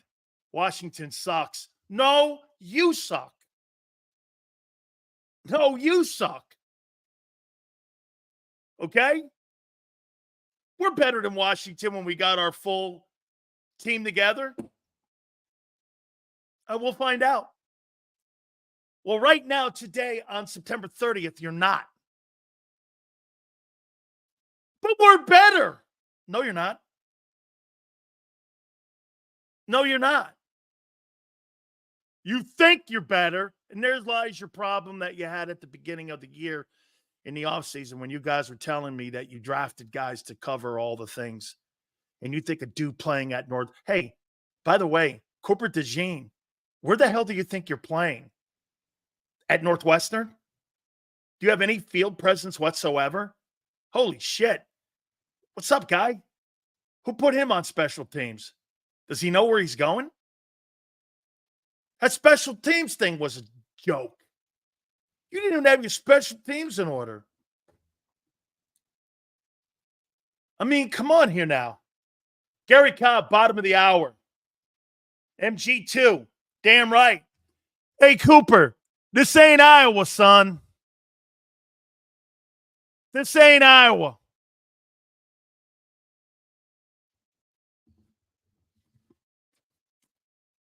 This ain't Iowa. Do you guys think the number one reason that the Eagles were destroyed by the Buccaneers on Sunday was head coaching,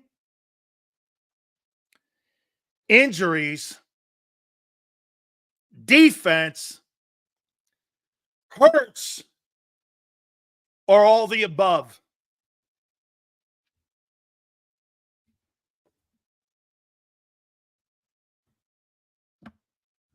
The reason you were annihilated by the Bucs on Sunday, head coach, injuries, defense, Hurts, or all the above? A, B, C, all the above. All the above. Injuries and Hurts. All the above. Well, how do you fix that? You can't fix the head coach right now. Injuries, you can. Can't fix the defense. You have no injuries on defense. Hurts, well, he'll get better because better players are going to come back. He's not going to get better. Don't you understand something about Jalen Hurts? A.J. Brown can't make Jalen Hurts better. Oh, my God. Hey. I didn't think about it until right now. A.J. Brown and Devontae Smith don't make Jalen Hurts better. Look at him in his turnovers. Those guys all had great years last year. He didn't. 50% coaching, 20% Hurts, 20% defense, 10% injuries. Just Caleb. I was waiting for you to educate Angelo on Jalen Hurts. You know why? Angelo's like many of you out there. You're still not sold that he ain't the guy. And I want Angelo to die a slow death like you have.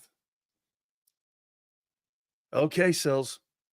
Time to throw dirt on him. How many people in here are still riding with Hurts? Let's see. Give me a good sense of where you are now. How many people in here are still riding with Jalen?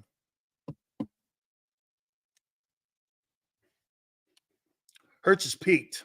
Marcus says I am. Have no choice but to. It's not the question, Anthony. I am. It's 50-50. Me? No. Nope.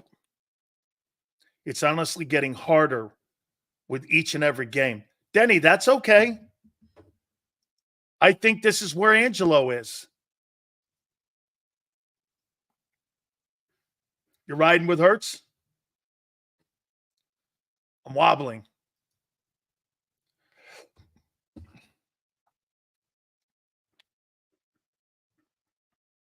Nope. I need a quarterback that is a fucking leader and not a powder.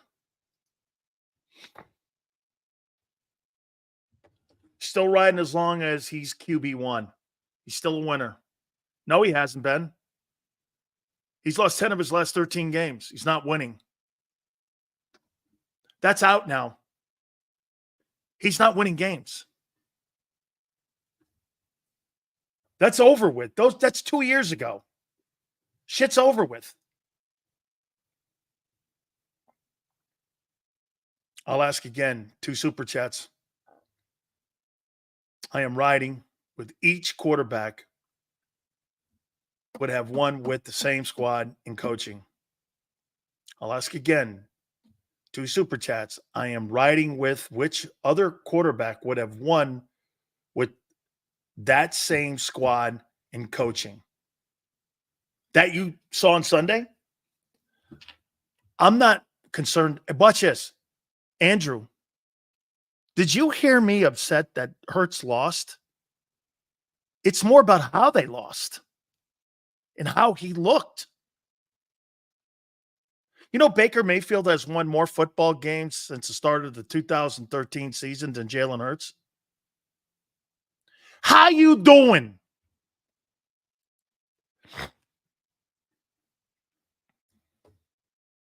He's won more.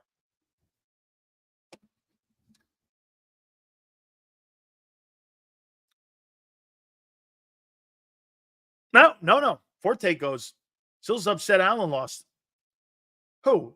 To Derrick Henry and Lamar Jackson? No, I'm not. Not at all. At least you lose to an MVP. You lose to a bum. Second game in a row. By the way, Mayfield owns the Eagles. The Bucs aren't good. That's not a great team. They had no sacks coming into the game. Don't make the Bucs sound like they're some sort of superstar team. They're not. I mean, they were 26th on both sides of the ball. Sills, would you take Dak over Hurts? Jesus, Griminy. It's like making me choose 2 fat, ugly chicks. Oh, God. Which fat chick do I have to take to the prom, Hurts or Dak? I'm not going. I'm taking Xander. I'm not going.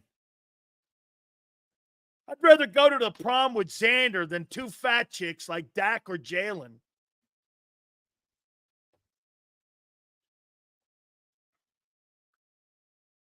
He has a big contract with no trade. Oh, no shit.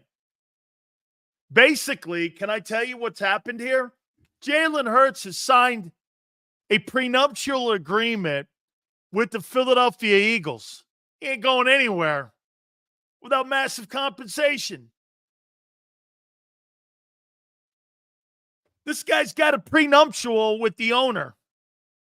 Well, I'll sign the contract if you give me a contract that says you can't get rid of me unless I approve. Okay, sweetie, here's your deal. How you doing? Jalen Hurts has a prenuptial agreement with the Eagles. We're going to get rid of him like we did Wentz. Not so fast. Not so fast.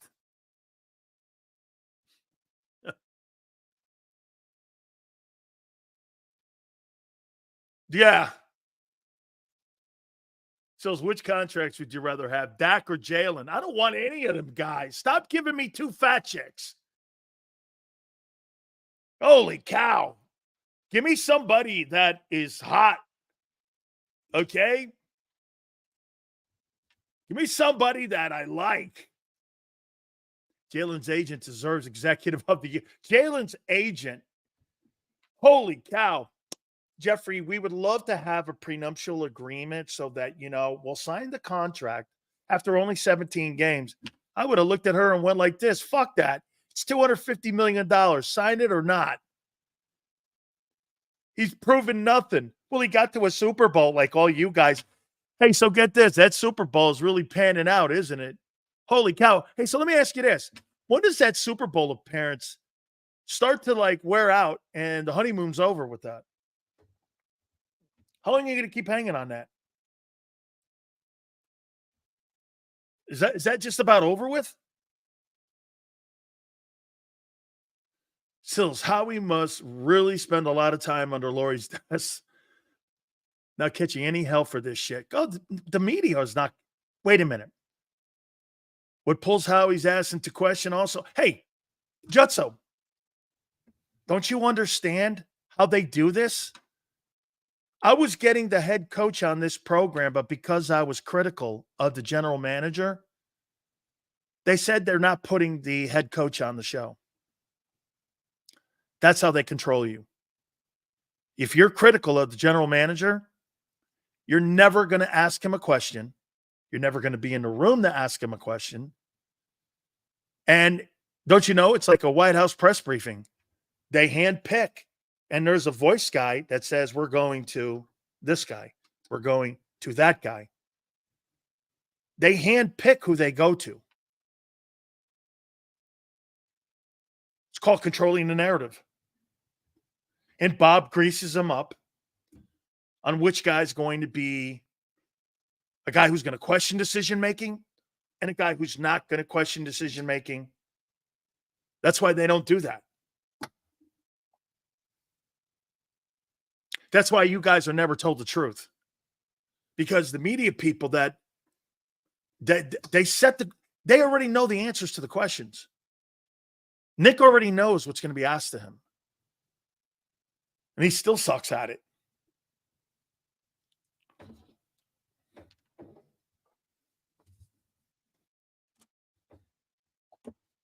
By the numbers. It's propaganda. MC. Absolutely.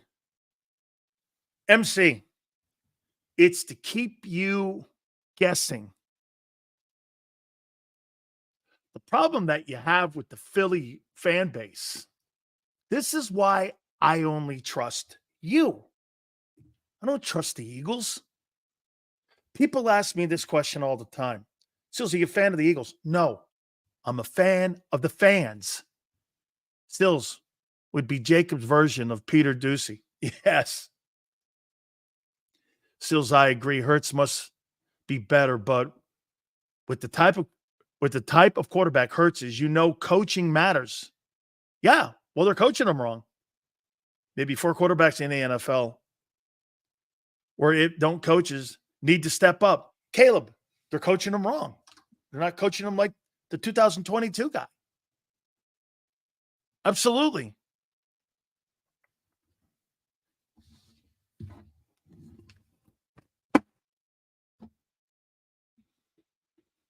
I mean,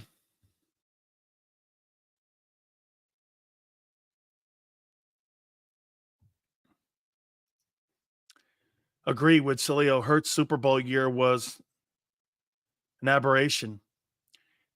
And the highest of his highs, he hasn't regressed. This is who he is. Okay. Because it really doesn't matter what talent is around him. He still hasn't gotten better. He didn't get better last year. You had Pro Bowlers everywhere. Isn't it funny? You won 11 games.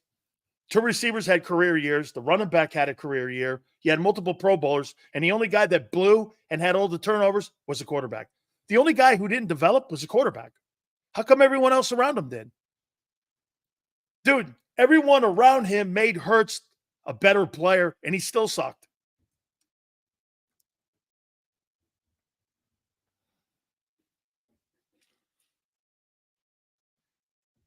By the numbers. First downs, Bucks, 29. Philly, 16. Here's another one. Total plays, 74 for the Bucks, 56 for the Eagles. Philly put up 227 yards in total offense. The Tampa Bay Buccaneers put up 455. And if they had 7 guys who didn't drop passes, the Bucs would have put up 500 yards in offense on them.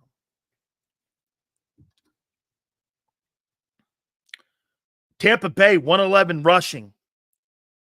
Philly, 113. You take the 60-yard run away, they had no running game. They had 20, get this. You only had 20 running attempts total in the game that you didn't have any wide receivers in. And Sirianni goes, well, we didn't have the ball that many times. We should have ran it every time you had the ball. Well, we were behind. You weren't coming back throwing to Dotson and Wilson. You weren't coming back throwing to those guys.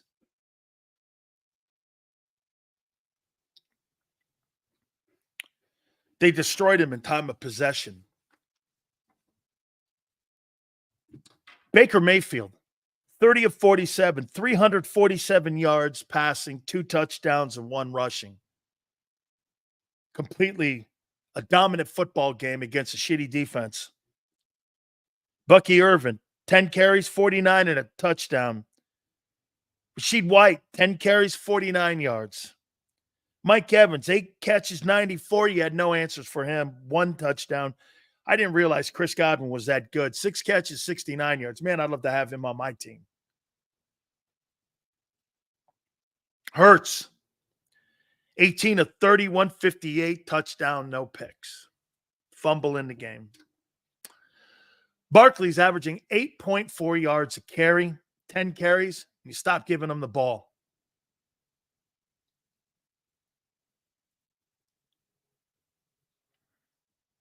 Goddard, 7 for 62. Saquon, 2 catches, 32 yards. And Paris Campbell with a touchdown on 4 catches, 17 yards. Pathetic. Just pathetic.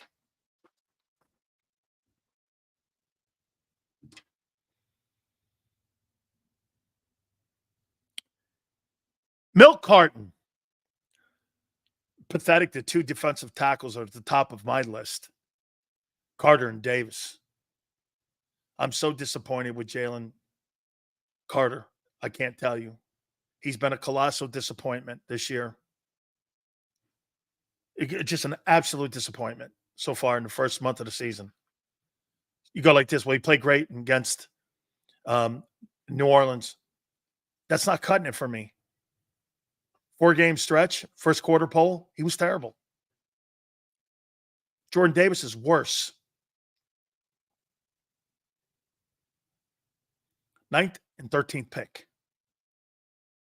Played like more like a 3rd and 5th rounder. Kobe Dean, end it. Take the horse in the back and shoot it in the head. It's over.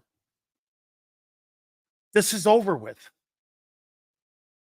Why are you trying to make Howie Roseman? You know, if you're Devin White, you must be sitting there going, why are you playing him and not me? There's no way he's better. No way. Holy cow, this is great here. Hold on here for a second. I want to show you something here. Look, I think before we get him on, I want to show, look at Gary Cobb. Hang on, wait, before we get Gary. Little Cobb. This is called Black Knight Football. In honor of Gary Cobb. Stanford Black Knight Football, where he played his high school. This is in honor of your dad. Fox 29's Gary Cobb. Look at that right here, Gary Cobb. Let's bring him up. Man, look. Look at that. Okay. Now, this is Gary Cobb III. See, this is my grandson here. A grandson. That's right, grandson. And Gary, how old are you now? 3. He's 3 years old. He just turned 3. He's 3 years. Look at it. He got it up. He knows he's 3 years old. Let me tell you something. I love you too. Wait, what did you say? I love you too. That's right. He's 3 years old. Listen, your granddad was my idol when I grew up in Stanford.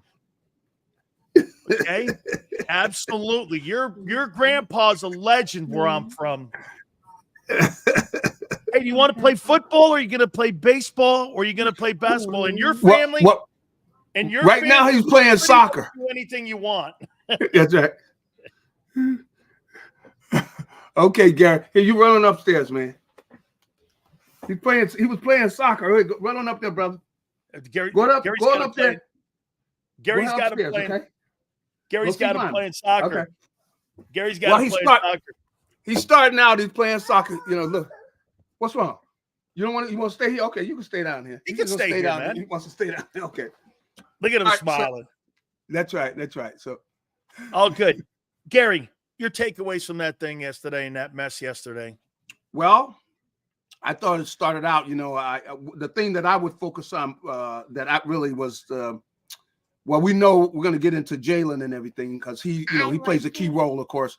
But the big thing is I look at the coordinators. I mean, these guys are supposed to come in, supposed to help things. I'm getting the ball in the hands of Saquon Barkley. He's our best offensive player, So I'm going to get to hold up now. Now we don't want, okay. Gary, relax, bud. Okay. But I want to get the ball. Looks like Grandpa's babysitting here a little bit. Yeah, that's what we got. Okay, okay, relax, my man. Relax now. Okay. Saquon Barkley, you got to get the ball in his hands first of all. You can't, you're doing the other team a favor. Your best offensive player, you're not giving him the ball. And the only chance they had in that game was going to be Saquon running the football, them taking the ball, dominating on the opposite side with their offensive line, but with Saquon running the ball. That's the only chance they had. Then that would open up the rest of the game. But I did not expect their offense to be able to throw the ball effectively without their top receivers. They were going to have to impose their will on the Tampa Bay defense by running the ball, then get into play action passes. And that's the only way that I saw them winning the game. And I thought they did them a favor by not getting Saquon involved early. And that way, that's the only chance they had. Now, you saw in the second half, he's the one that sparked their offense with that long run. The only thing you saw positively, So here. Now, you need to run on upstairs now. Okay, run on upstairs, buddy, because we don't want to. No, going upstairs. Go upstairs. Go up to mommy. Upstairs. Going up. We don't want to have to, do any paddling. Go upstairs, but going upstairs. But anyway, but like I said, Saquon would have to be featured, and so I got to blame the offensive coordinator for that. I mean, he's your best player. He's the only chance you have. Look at, I'm telling you, these other receivers they have, and I was disappointed at what I saw. All of them. You didn't see anybody. Nobody was really that open. I don't see anybody where they really did anything where I was really that impressed with. So Saquon Barkley is your best player, and after that game, you can still see he's your best offensive threat. If you don't have AJ, if you don't have Devontae, then he is the guy you got to build the offense around, because I don't know what a decent defense that can't guard the receivers that they had out there. Come on. And then Jalen, when they did get some things going, he made a big mistake there where, you avoid a guy, he's got to be back there. So you got to either take off running or you are taking a risk by putting that ball back there like that, because there's a guy back there. You just avoided it. Did you agree with Brady's assessment that his pocket presence is just, and his pocket awareness is just lost right now? He goes, it's not very good. And he says he really struggles with pocket presence. I mean, Levante David, you knew Levante David, like you said, was going to wheel around and come back on his backside like that. And you're a guy who escapes the pocket, but it just seems, Gary, he gets out of the pocket too soon. And sometimes in the passing game, he stays in the pocket too long. Yeah, those are legitimate criticisms of him, because he has been stripped. I mean, we saw him stripped a couple games ago. He's got the ball in one arm. He's getting it stripped. And this is where I have to go with him. If I was coaching him, I got to get him, in fact, the whole team to go in there and go, look, fellas. And this goes directly for Jalen. If I got to think it through and say, okay, I cannot turn the ball over. So I can't take as many chances as I have been taking. So I got to go back, and I know it might be uncomfortable, and say, okay, I'm sorry. I'm not taking any chances, because we got a better chance of winning if I just tone it down and don't take any chances and be conservative with the way that I'm playing. And that means I'm not going to throw the ball into a guy in the end zone if there are two guys near him. I'm not throwing the ball. I'm sorry.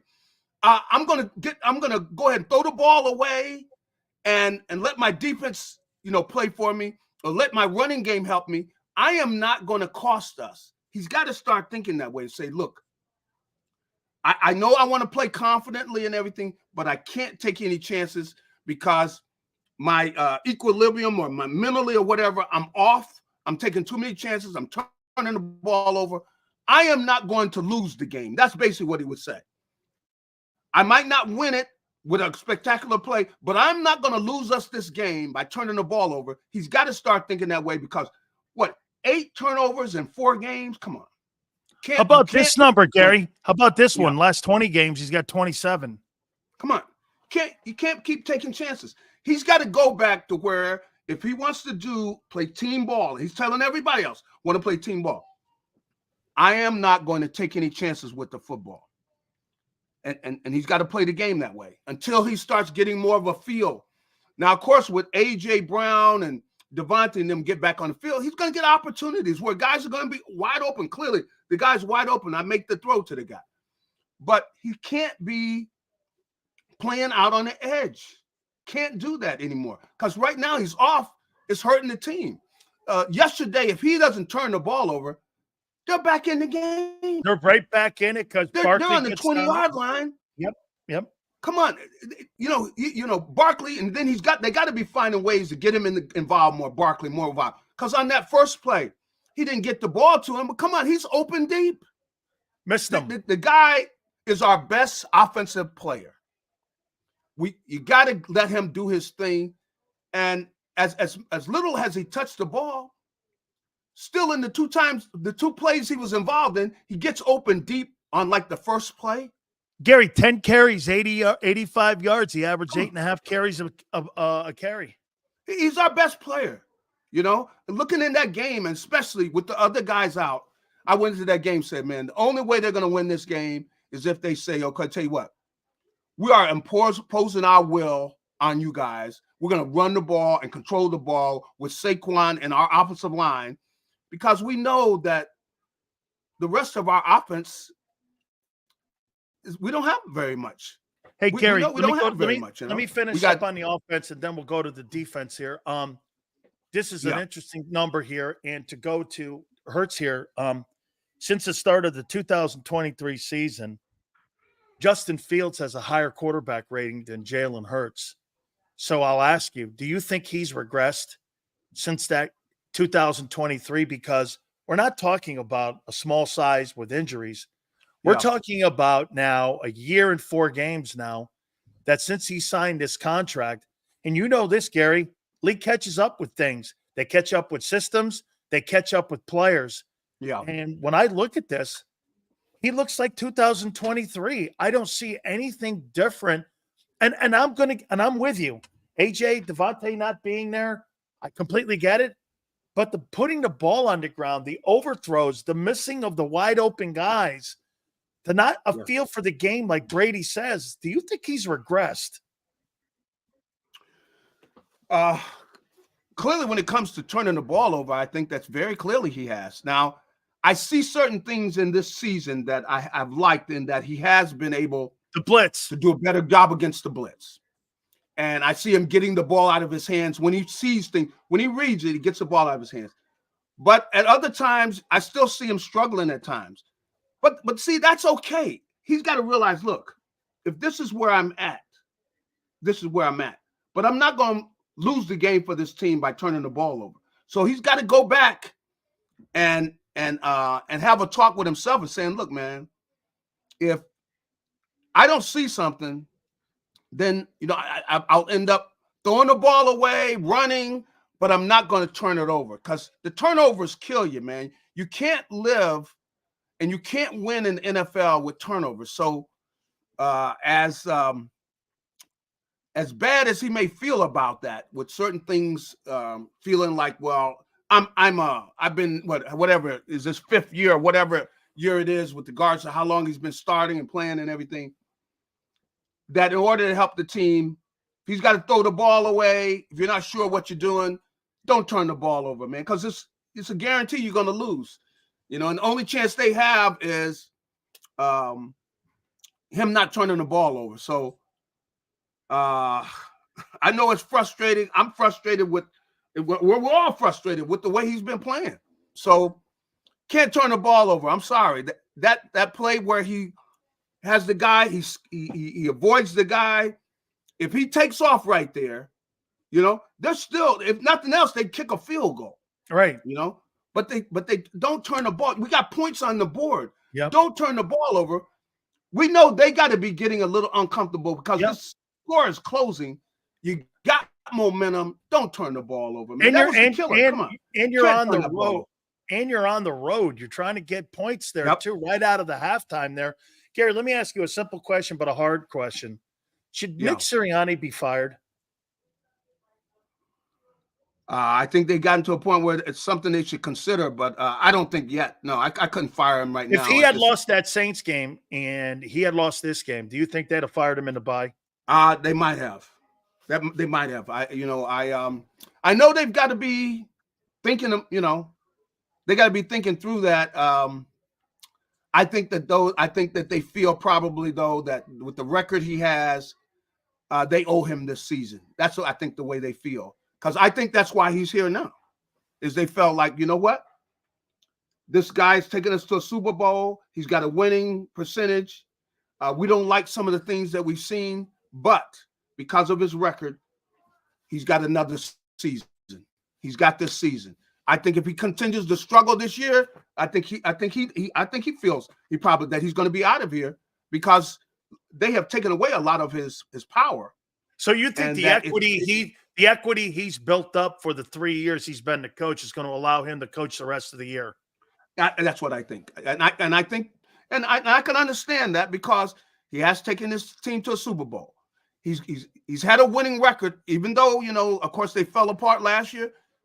They had a winning record, so I think they look at it that way and say, because of that, we owe him this chance. Now, we don't like the way we see things are going on, and maybe we don't like some of the relationships. Doesn't seem like everybody believes in him on this team, and we don't like some of the things that he's done. He did offensively, and that's why we basically took away that power where he's not calling the shots offensively. But we're going to try to give him the rest of the year unless it just gets ridiculous. With the talent on this team. If they fall apart, I think he still could lose his job before the season's over. How about this, Gary? I asked Angelo this last hour, and because I'm learning how the organization loves the word perception, the owner loves the word perception, and I asked him kind of an off-the-cuff question. Doug Peterson's 0-4. Say they lose next week and they get he gets fired and he's 0-5. Would that make the firing of Nick Sirianni a little bit easier for the owner to fire him? Because, one thing he doesn't want to show is that he was wrong in replacing Doug Peterson for Nick Sirianni. And I'm just wondering, because I would never think out of the realm of football between you and me, but that's an organization that likes the word perception. And that's, they care about how people think of them. So, and the owner wants to think he's smarter than everyone in the room. Hey, I fired a guy who had a better record than what Doug did here outside of the Super Bowl, even though Doug was 4-2 in the postseason. I mean, do things like that work on that organization's mentality? Because, you know how they like to think of things. Now, I wouldn't. I mean, if am I off the reservation? Am I off the reservation on this, or do you think? I don't think they will put the two together. I would hope not, because I don't think that what's going on down in Jacksonville really has anything to do with what they're doing here. See, clearly they have the talent to have a special season. They got the type of talent on this team, I believe. But I think right here in this situation, I would call out the coordinators more in this game, because offense didn't get it done. I mean, they should know right now Saquon Barkley is our best offensive player. Yeah, but now, Gary, Kellen Moore has got to get the ball in his hands. But Gary, you say the coordinators. Let me ask you this on the defensive side then. Yeah. So when you hire Vic, he plays 2 eye safety. He doesn't bring any pressure. He believes in multiple fronts. He believes in post snap changing and disguising of defenses. Yeah. You know that when you hire that. How Correct. much is this on the general manager for not giving him the bullets to go into the gun? Because your edge rushers are horrible in Nolan Smith, Bryce Huff. Your linebackers are used parts. Your 2 tackles are underperforming, and you're sketchy at the safety position. I mean, how much is that go? You can have all the schemes you want, right, Gary? I could draw up the steel curtain, but if I don't have Mean Joe Green, it really doesn't matter what kind of steel curtain defense I'm drawing up. Now I got to give you credit that once you start talking about the different pieces, I would have to give him some more slack, but still I don't see a good job. I mean, defensively. We got to challenge. I mean, you got to challenge receivers. I mean, come on. The one thing that their receivers they don't have is they're not burning fast. Get up and challenge the guy. I mean, I didn't see anybody challenging anybody. Tampa's got all possession receivers. They don't have deep threats. No, get up and challenge the guy. They weren't challenging them. The guy's just running route. You come up, make the tackle, and everybody's been telling about how great the kid is over there. Quentin Mitchell. Come on, kid, get up and play the guy. If anything, you got a speed advantage on that guy. Get up and take that play away, and don't be backing off of everything. Come on, and defensively, against the run, come on, it's just and the thing that I saw is I see everybody standing there. In the huddle, everybody got their hands on their side. Look, you knew it was going to be hot down here. I'm not feeling sorry for you because it's hot. You got to come down there ready to play. And that ain't hey Gary, come on. The temperature and humidity, that is not an excuse in that league, man. No, come on. No way. You know don't what get it was that gonna be. benefit. And I just did not see. Come on, I didn't see anybody. I mean, I'm wondering. Let's see. Did Jalen? Did he take the trip down there in '98? Let me see. Did he go down? No. Did he? No, take the trip down? 2001. He got beat down there. Oh, which one? Jalen Carter or Jalen Hurts? I'm talking about. I'm talking about number 98, Jalen Carter. Oh, Carter last year he went down there. But did he go down there on Sunday? Yesterday, did he go down there on the trip? I was told he went, but he went into the tent because he had to get an IV after 3 quarters. I thought he played. Hey, Gary, I thought he played at Georgia too. I mean, hey, I thought he played at Georgia, not Alaska. I'm sorry. I thought he went down there, but I didn't. I'm looking for him. I'm going. Did he go on that trip? I mean, and I'm sorry. The defense, as bad as the offense was, the defense. Come on, 4 series, drive after drive after drive. Hey, 4 series, 3 touchdowns, and a field goal in the first 4. Come on, man. And then Darius Slay. Come on, man. Come on. Wait a minute. I had to do. We had a post-game show. Did you see the post? Yeah, a post-game show, and he's over there doing something with some stupid X or whatever. Man, I don't care nothing about social media. Man, dude, what? Gary, he goes like this. This ain't me. That's them. I didn't suck. They did. And I'm like, that's the captain of your team going, you suck, not me. I had nothing to do with this loss. And I'm going like, holy shit. How pathetic. I was embarrassed for him. Yeah. That's a problem, but they got to show up. I mean, you got to have some guys that are willing to compete, man. And when you get in against a team, now come on. Tampa Bay, I'm sure, come on. They're not any world beaters. Come on.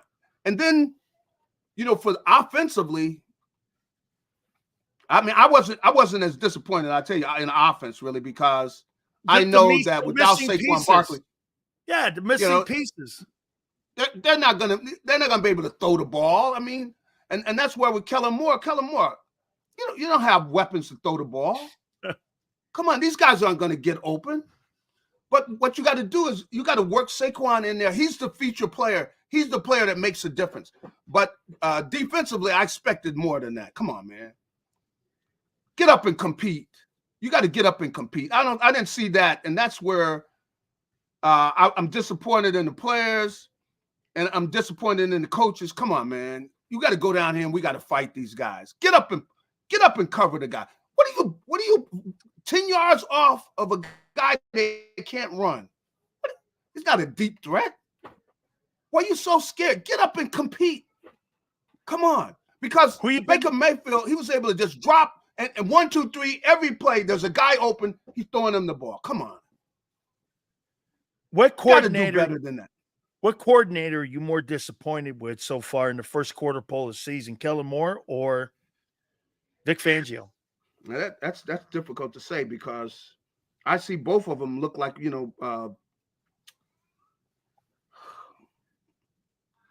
or if you want both. I'd have to say both of them. I haven't been where I've been thrilled by either guy where he's done such a great job. I'm really disappointed that Kellen Moore, I think right now our best offensive player is Saquon Barkley. The offense goes through him. If we can, we're running the ball on people. Now when we get our receivers, okay, we can throw the ball. But we're not going to come out throwing the ball when we got these guys where we got them off got them off the street. We got guys we got off the street as our receivers this week. And we think we're going to go down throwing the ball every play. Come on, man. We can't do that. We can't do that. And plus, we got to control the ball. So anyway, I was disappointed in that. So, hey, Gary, what about Bryce Huff? I mean, he's just a no-show. I mean, he's a non-factor. He has been completely a non-factor so far. I mean, here's a guy that you brought in, you paid $51 million, and then on the other, like you know what's funny, Gary? You said this to me. Hey, look, it looks like Nolan Smith put some weight on, he's playing the role. But you always said this to me. He just doesn't seem like he's big enough.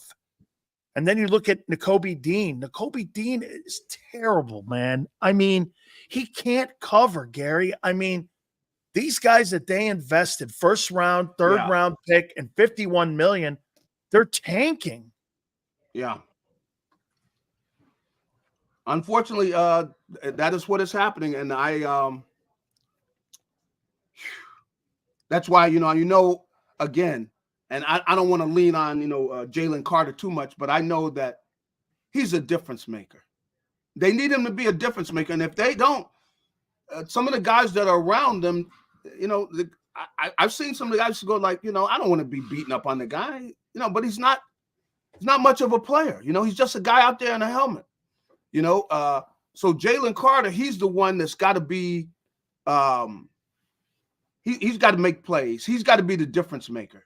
And they were hoping that more of these guys that they drafted high, but if I've seen the guy play, you're going like, man, I don't see anything special, And some of these guys, other than Carter, who have you seen something special in? I haven't seen.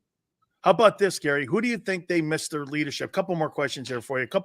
Who do you think they missed leadership more from? Jason Kelce or Fletcher Cox? That's a good question. Well, I have seen things offensively with them. They've gotten some guys banged up, but I have seen. I think the offensive guys they're handling they have all their pieces, they're handling. I don't think the defensive guys are. That's what I would say. Offensively, I've seen those guys on that line where they were doing what you want to see them do, which take over the game. See, and that's what you wanted to see yesterday is you wanted to let the offensive line try to take over that game. Like means we're going to punch you guys. I don't care what you line up in. We're running the ball on you guys. You know, and here we're gonna send y'all. In fact, they should have sent them a note. You know, the type of attitude you have where you send them a letter before the game saying, we are running the ball on you guys. We're gonna let you know. And we're gonna come down there and do it. That's the only chance they had to win that game. They had to play the game like that. And then once they got a running game going, then they could throw. But Kellen Moore thinks with the receivers they had, they're gonna come down and throw the ball on them, just drop back and throw them on. That's misguided. He doesn't see the Barkley is the difference maker you guys have offensively.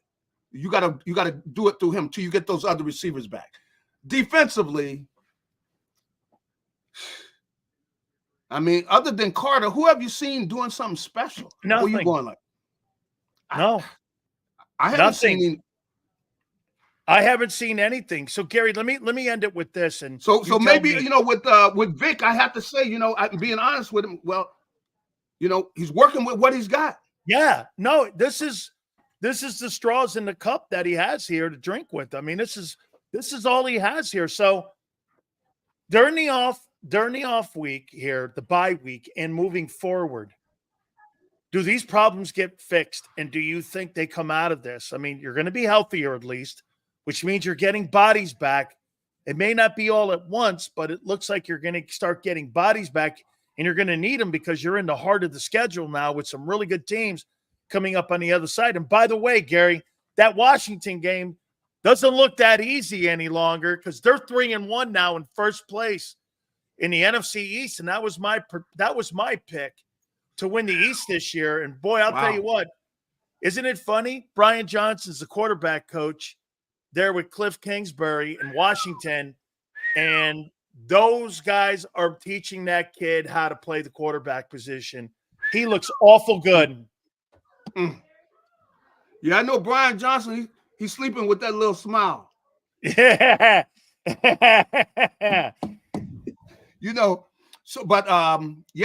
I see what you're saying.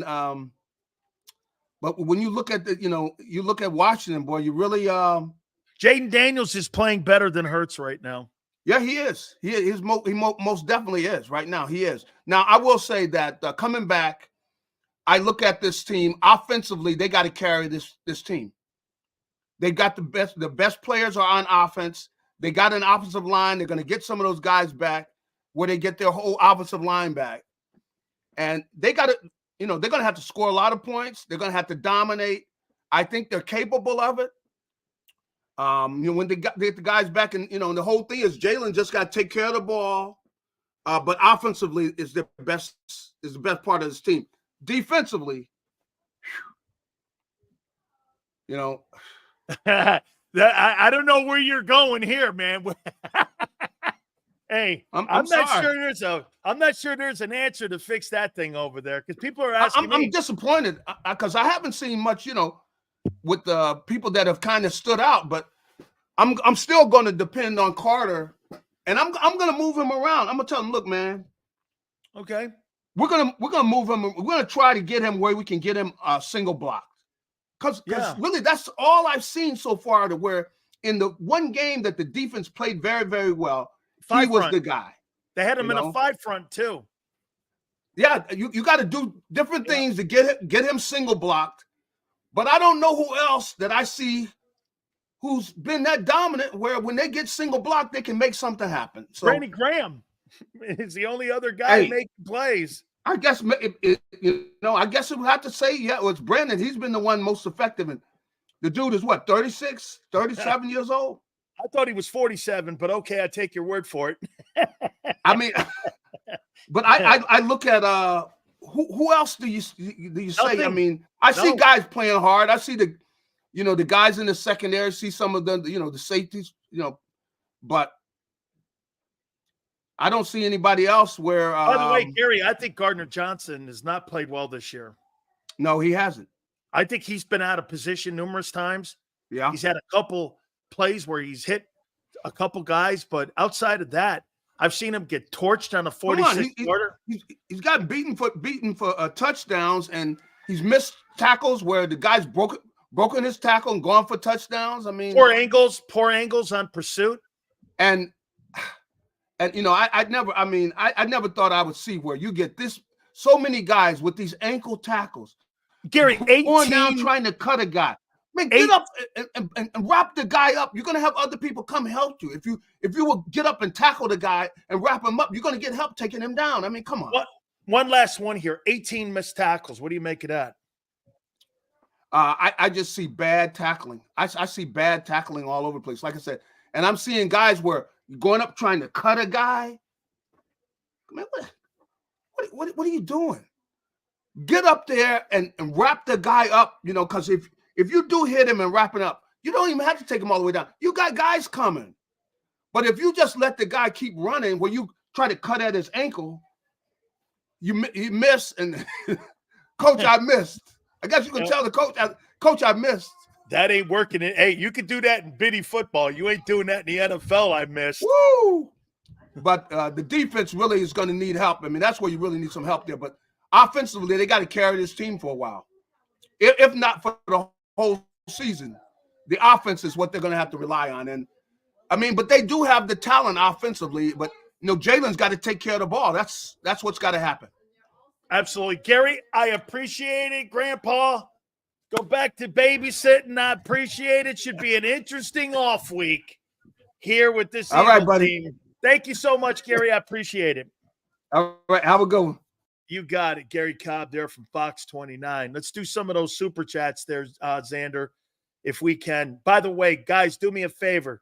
Give me a number on the likes number here. Appreciate it too. Please hit the likes here. With the third pick of the 2046 NFL Draft, the Eagles select Gary Cobb III, linebacker. He is our only hope to save this team. I'll have to wait 22 years.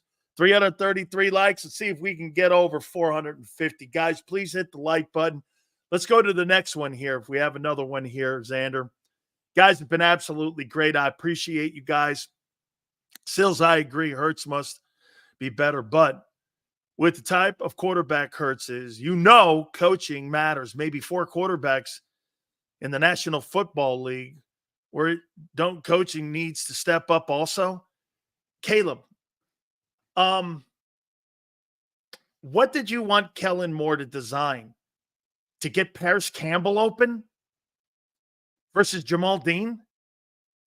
Did you actually – there's a reason that Paris Campbell's the third dude.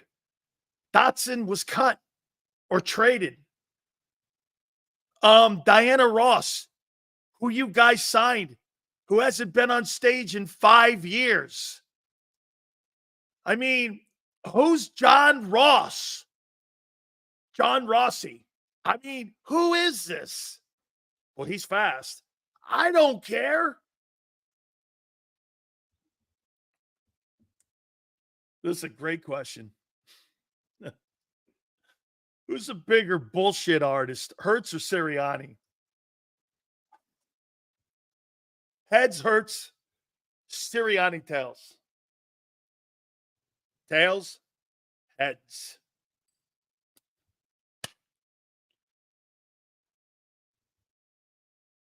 Sirianni.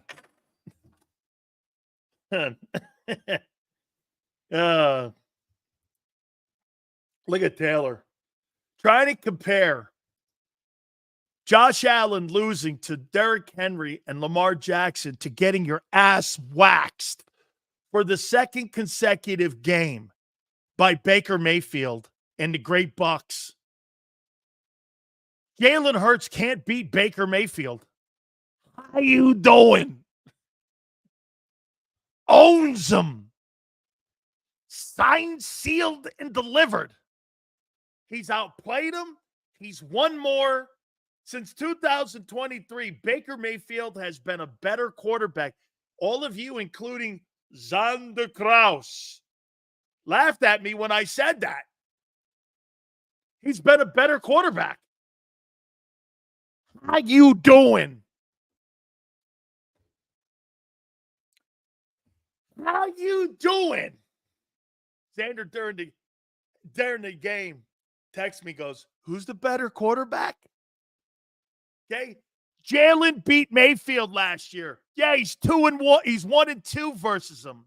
And he's won 2 straight. Look at Muse. Look at Sully trying to tell you some bullshit Philly media question there. Jalen beat him. Who? Baker Mayfield? Wow. Hey, Sully. Yeah, he's 1-2 against Baker. Baker's put up 30 on you the last 2. Hurts has lost 10 of the last 13 games. To my boy.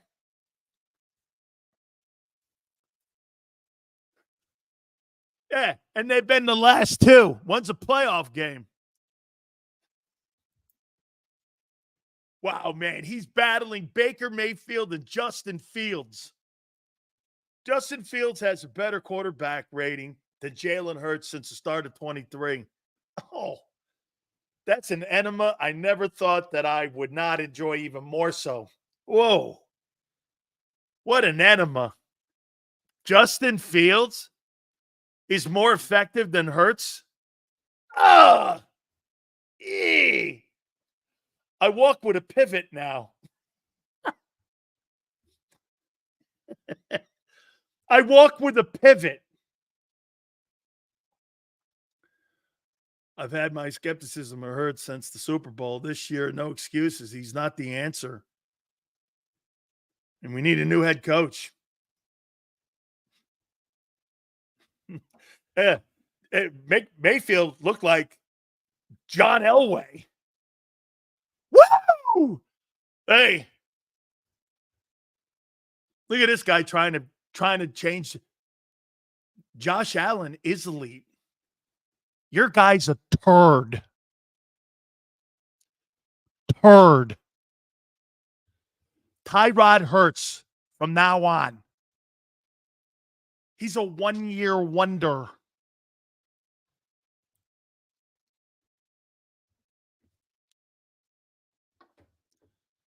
That was a fluke. Fluke. One thing about Josh, he don't play like shit every week like your guy. Your guy plays like shit every week. How you doing? Hit the like button. Got to take a timeout. Xander Krause is going to be on the other side. Keep it here. Power Hour. National Football Show. He's blocked well and tries to cut through the middle. Oh! Your gut says Miami is going to win, and you should take the over. Your gut also said your NFC selfies would only go up in value. They didn't. But your head is on Sports Grid and knows the QB is in concussion protocol. The backup has a 45 QBR against the zone coverage. The New York D has the most sacks in the league. So yeah, trust your head. It's smarter to be on Sports Grid.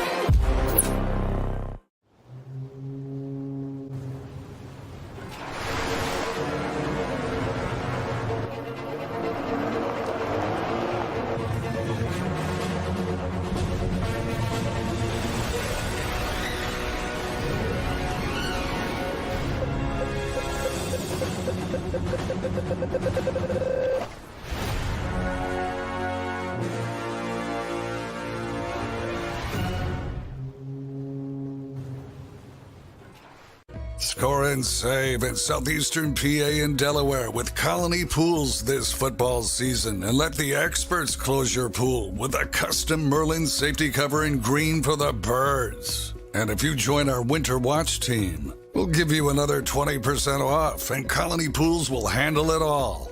Keep your tiles on your pool, not in your pool. Fly with Colony right now, birds fans. Visit flywithcolony.com. I get scared sometimes. Of a lot of things. Joining in. Decisions. The dark. The dark. But I once heard someone say, But as I always say, it's okay to be afraid. as long as you face the fear. And keep moving forward. Wherever you are in life, count on the name trusted in insurance for over 80 years. Independence Blue Cross. Hi everybody, my name's Jason Lombardi. I'm an inspector at DryTech. At DryTech we offer three major services, the first one being basement waterproofing. The second service we offer is foundation and structural repairs. And then the third service that we offer is mold remediation. If you feel you are having a waterproofing issue, give DryTech a call or check us out online.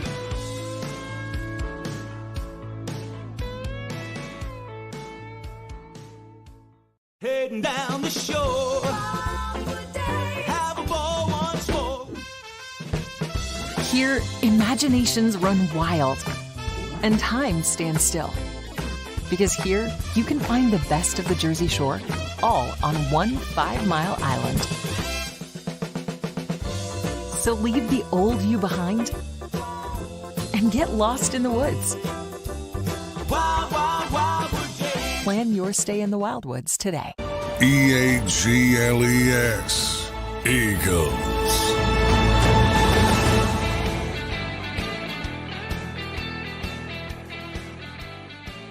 From the history of the National Football League, we have had the Purple People Eaters. We have had Doomsday. We have had the Steel Curtain. But now, in Philadelphia, Pennsylvania, we have the Swiss cheese defense. Da, da, da, da. Da, da, da, da, da, da. Da, da, da, da, da. The Philadelphia Swiss cheese defense. Served on a hoagie. How you doing? Big old Swiss cheese holes everywhere. Holy shit. Gang, you go from gangrene to Swiss cheese. Holy shit. Good grief. Hit the like button. What a disgrace of a football game. They didn't want to play. I didn't want to play. It was too hot for them. It was too hot. The temperature was too hot. You know, they want to get sweaty. You know, all the people were out. It was the game before the bye, so I have an extra off day. Nick is going to tweet us good. He's not going to tweet me bad. Everyone's going to make excuses up for my shitty play. I have to worry about one. Hurts has been the worst quarterback since the start of the 2023 season. You know this?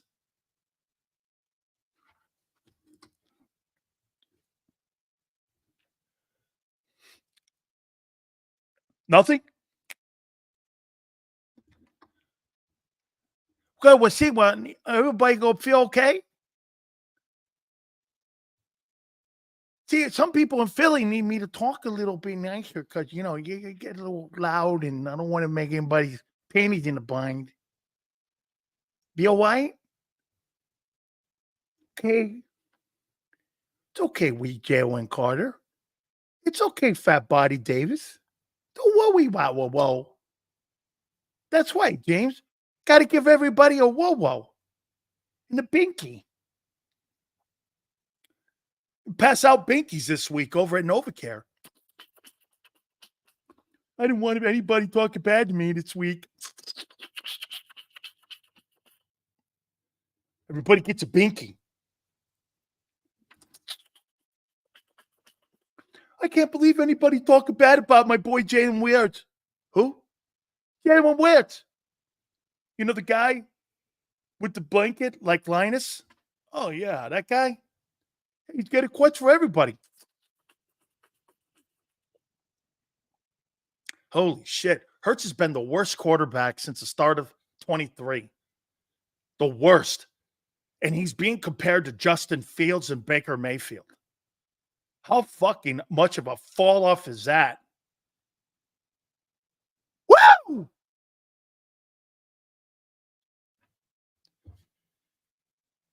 Milk carton time. 2 fat DTs are on it.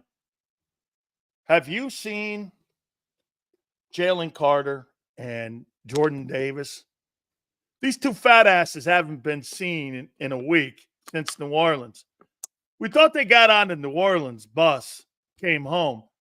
But the two fat asses didn't come home. What happened?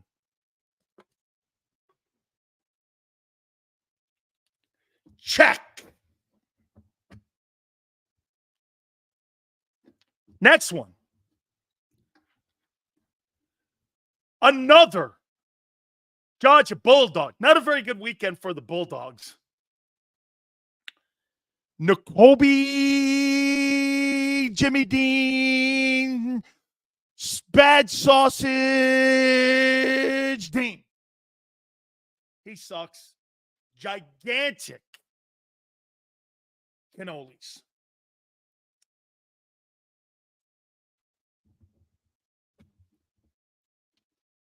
Check. I have to do it again.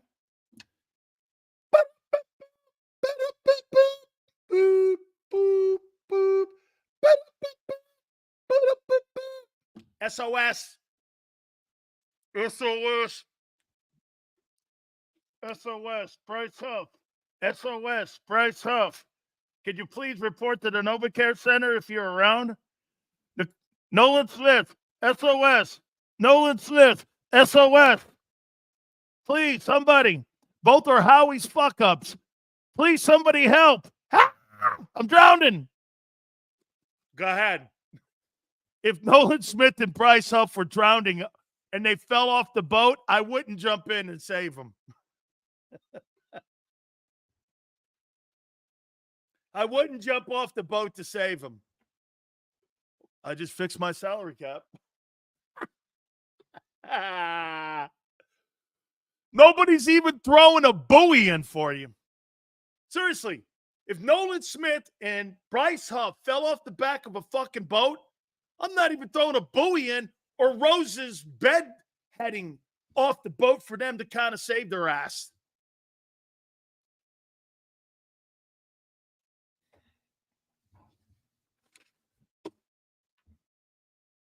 Check.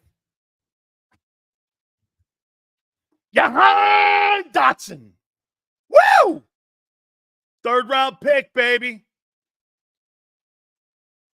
One catch. Too hot. Check. These are milk carton dudes.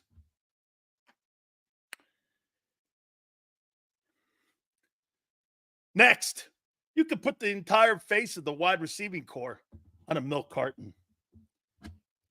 Check. Hey, Fred Johnson, I saw you at Raymond James. You were dressed up as a turnstile.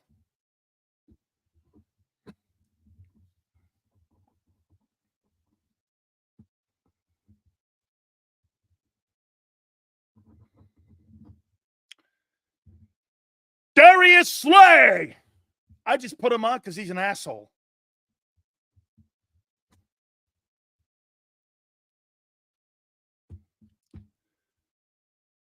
Avonte Maddox. Milk carton. Gardner Johnson. Milk carton. And the last but not least, Jalen Hurts. First time Hurts has been on the milk carton. What a team performance.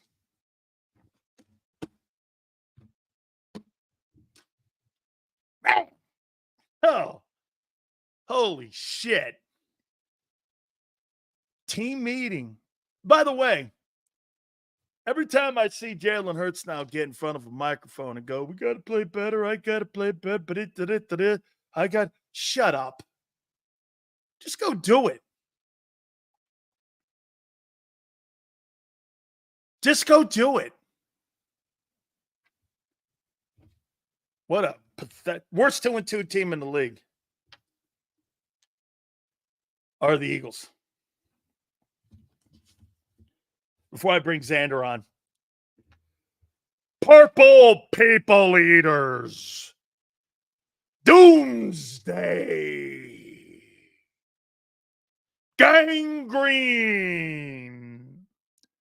The legendary Steel Curtain. And now, the architect of the no-holds defense, who gave up an astonishing 455 yards in total offense to the shitty Bucks. Ladies and gentlemen, the co-host of Birds 365, the host of the pre- and post-game show here on JAKIB, Xander Bednarik Kraus. Bake Sales, what's up, brother?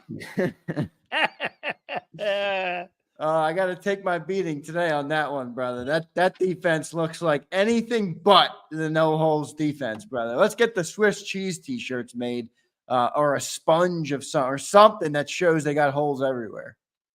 Xander, isn't it more about just being disappointed in the effort Oh, it was that they brutal, put out there in that game on Sunday?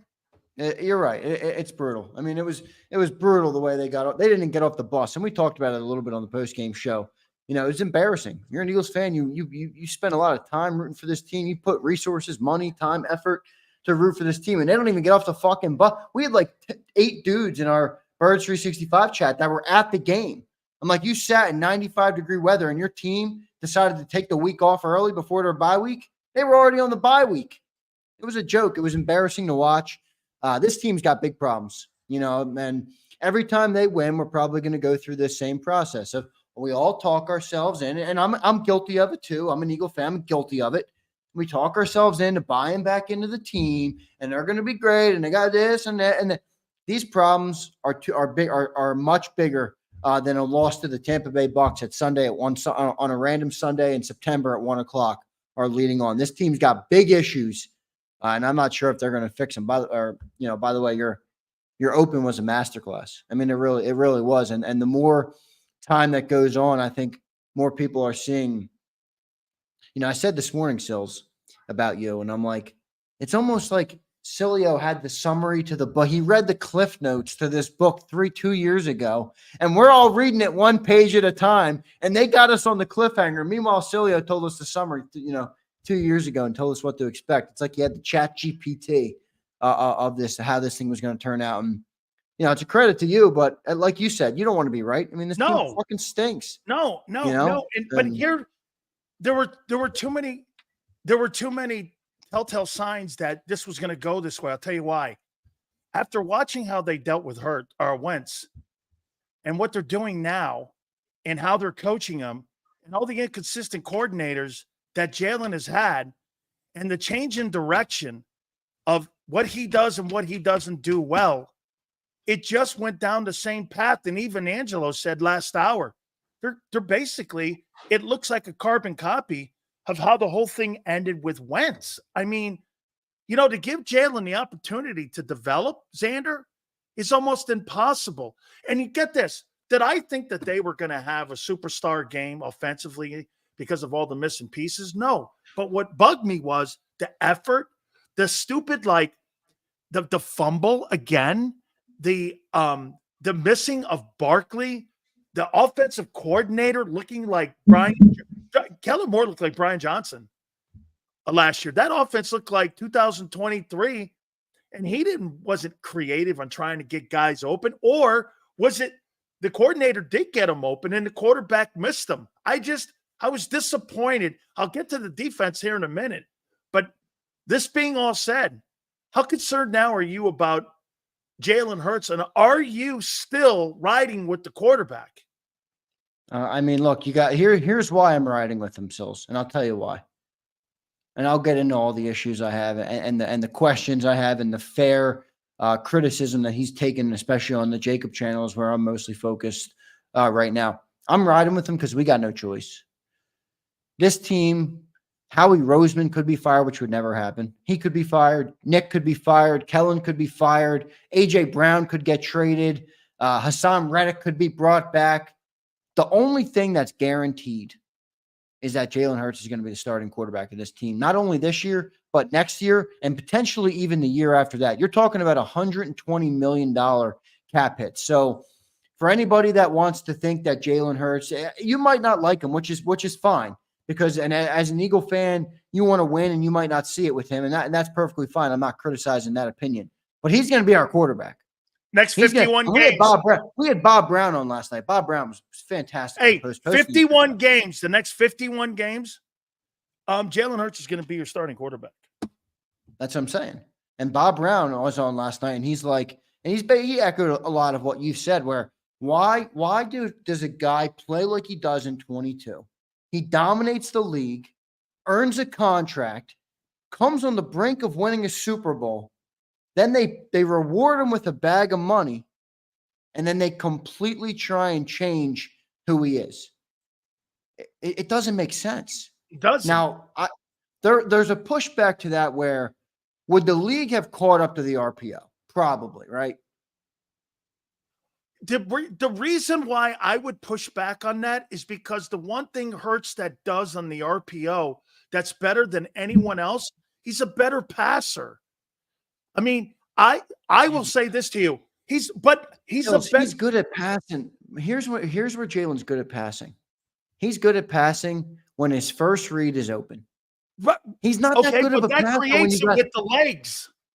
Yeah, I know, but if you're talking about, yeah, I guess you're right. You're saying in 22, they were wide open. Why? So you're assuming he would be able to run like he did in that year. Yes. Did you see the video on social media floating around of his 2022 or 2020 highlights in 21? They're probably insane.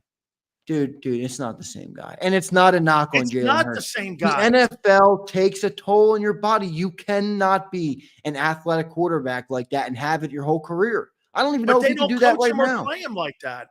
I know they don't, but I don't know. I think Remember what you and I said? I'll take 6 to 9 years of Jalen Hurts playing that style versus 14 years. 6 to 9, way too lofty, dude. Way too lofty. Okay. Hey, I'll tell you what, if Jalen Hurts would have won 2 Super Bowls, 3 Super Bowls in 6 years or 5 years, and he gets blown up, I don't care. I hear you. And I don't think he would either, but not happening, because I don't know if, even when they run the read option now, I know it's a lot different. It's not the same offense, but every time the guy makes the wrong decision now. It seemed like in 22, every decision he made was the right one.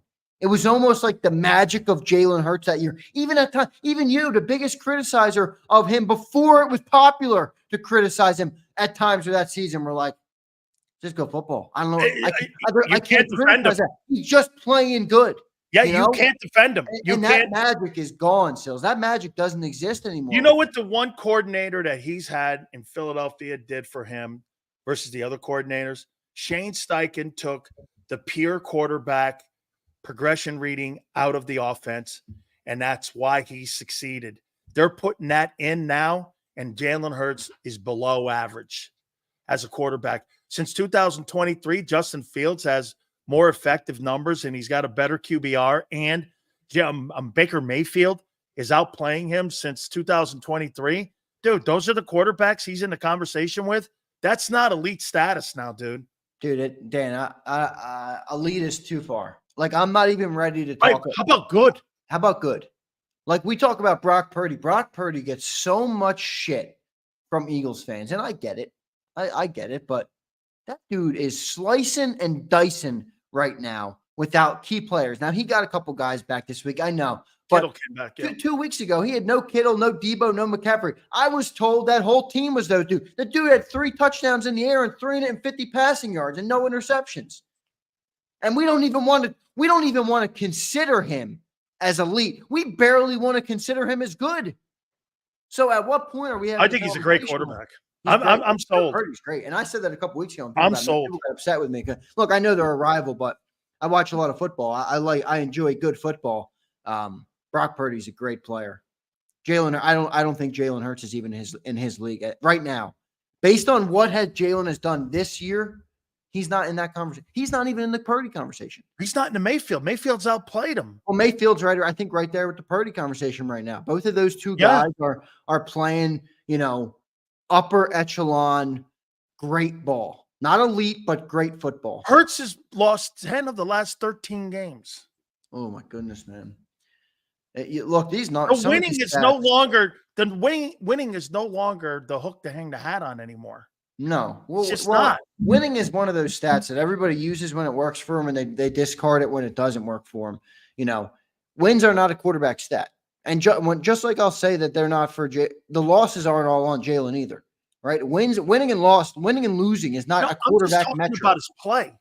Yeah, well, but I'm saying people use that in their argument as to analyze the quarterback. Oh, he's whatever he is right. I know he's great. I mean, the record's great. The team is great. But dude, Jaden Daniels is out playing Jalen Hurts. Jaden Daniels that looks last 2 weeks, it's been far insane. above Jalen Hurts. Right now, he looks far above Jalen Hurts. So, it's a problem, man. I mean, like I said, and I'm an Eagle fan. What do you want me to do? You want me to sit the next 2 years are fucked? What's his you know, when Sirianni was asked about the fumble in the pocket, how come this organization has a tough time criticizing the quarterback for saying he's got to protect the football and be better at it? Why can't they do that? Why does it come up with, hey, we got to coach better, we got to do this better? It's funny. I watched the sack on Baker Mayfield in that same game. Brady goes like this. That's how you protect the football right there. He goes, how he kept that football was unbelievable. Yeah. But that's a quarterback's responsibility when you're going to sit in the pocket like that. You know the difference that I see with Baker Mayfield in Tampa versus Baker Mayfield in Cleveland? He's got more courage in the pocket. Well, that's how he made his stays in that even pocket. Back to his Heisman season, he had to sling the ball as an undersized dude. He could never rely on the athleticism. But I thought he ran out of the pocket too much in Cleveland. Baker Mayfield, what a story that is, man. That guy looks really good. I mean, got to give him credit. I like a story like that where a guy bounces back, gets thrown around the league a bunch of times, and now he looks good, settled in. But obviously it sucks that they just beat us. And, you're right. People are picking on you about Josh Allen. I'm like, okay, are we really going to go there now? Our guy has 7 turnovers in 4 games. He's second to Will Levis. Second in the league right now in turnovers to Will Levis. That's the conversation we're in. And people want to talk about Josh Allen? Come on, guys. How about this? People are actually online trying to compare Patrick Mahomes to Jalen Hurts. Mahomes is 4-0. He's fighting for his 3rd straight championship. And the team is, get this, the difference between their team and the Kansas City Chiefs, the Chiefs are struggling and they're undefeated. Where's my man Twiz? Let's go to my man Twiz real quick. Twiz says we're 2-2. People are panicking for what reinforcements? You're the worst 2-2 team in the league. Well, Twiz, and I hear you and this is where I'm at. Like, you're going to get some of these guys back. You're going to start winning some games with AJ Devontae out there, but that means everything's going to have to be perfect in order for us to win. And the roster is going to change in the next couple of years because cap hits are going to start to kick in. People are going to need new contracts. That's how it works. I mean, even just from 22, look how different our defensive roster is, and it sucks. Jonathan Gannon, every day that passes, Jonathan Gannon looks better. He got 70 sacks with this fucking defensive scheme. That's unbelievable. Now he had players playing well, but depth. But yeah, we're in a tough spot right now as an organization, and I'm starting to wonder how much of this, is really on the guys ahead. Like, everybody keeps ripping Nick, and I get it. Angela's ripping Nick too. Part of me is starting to wonder: is Jalen Hurts holding the coaches back? Because, and I'm not.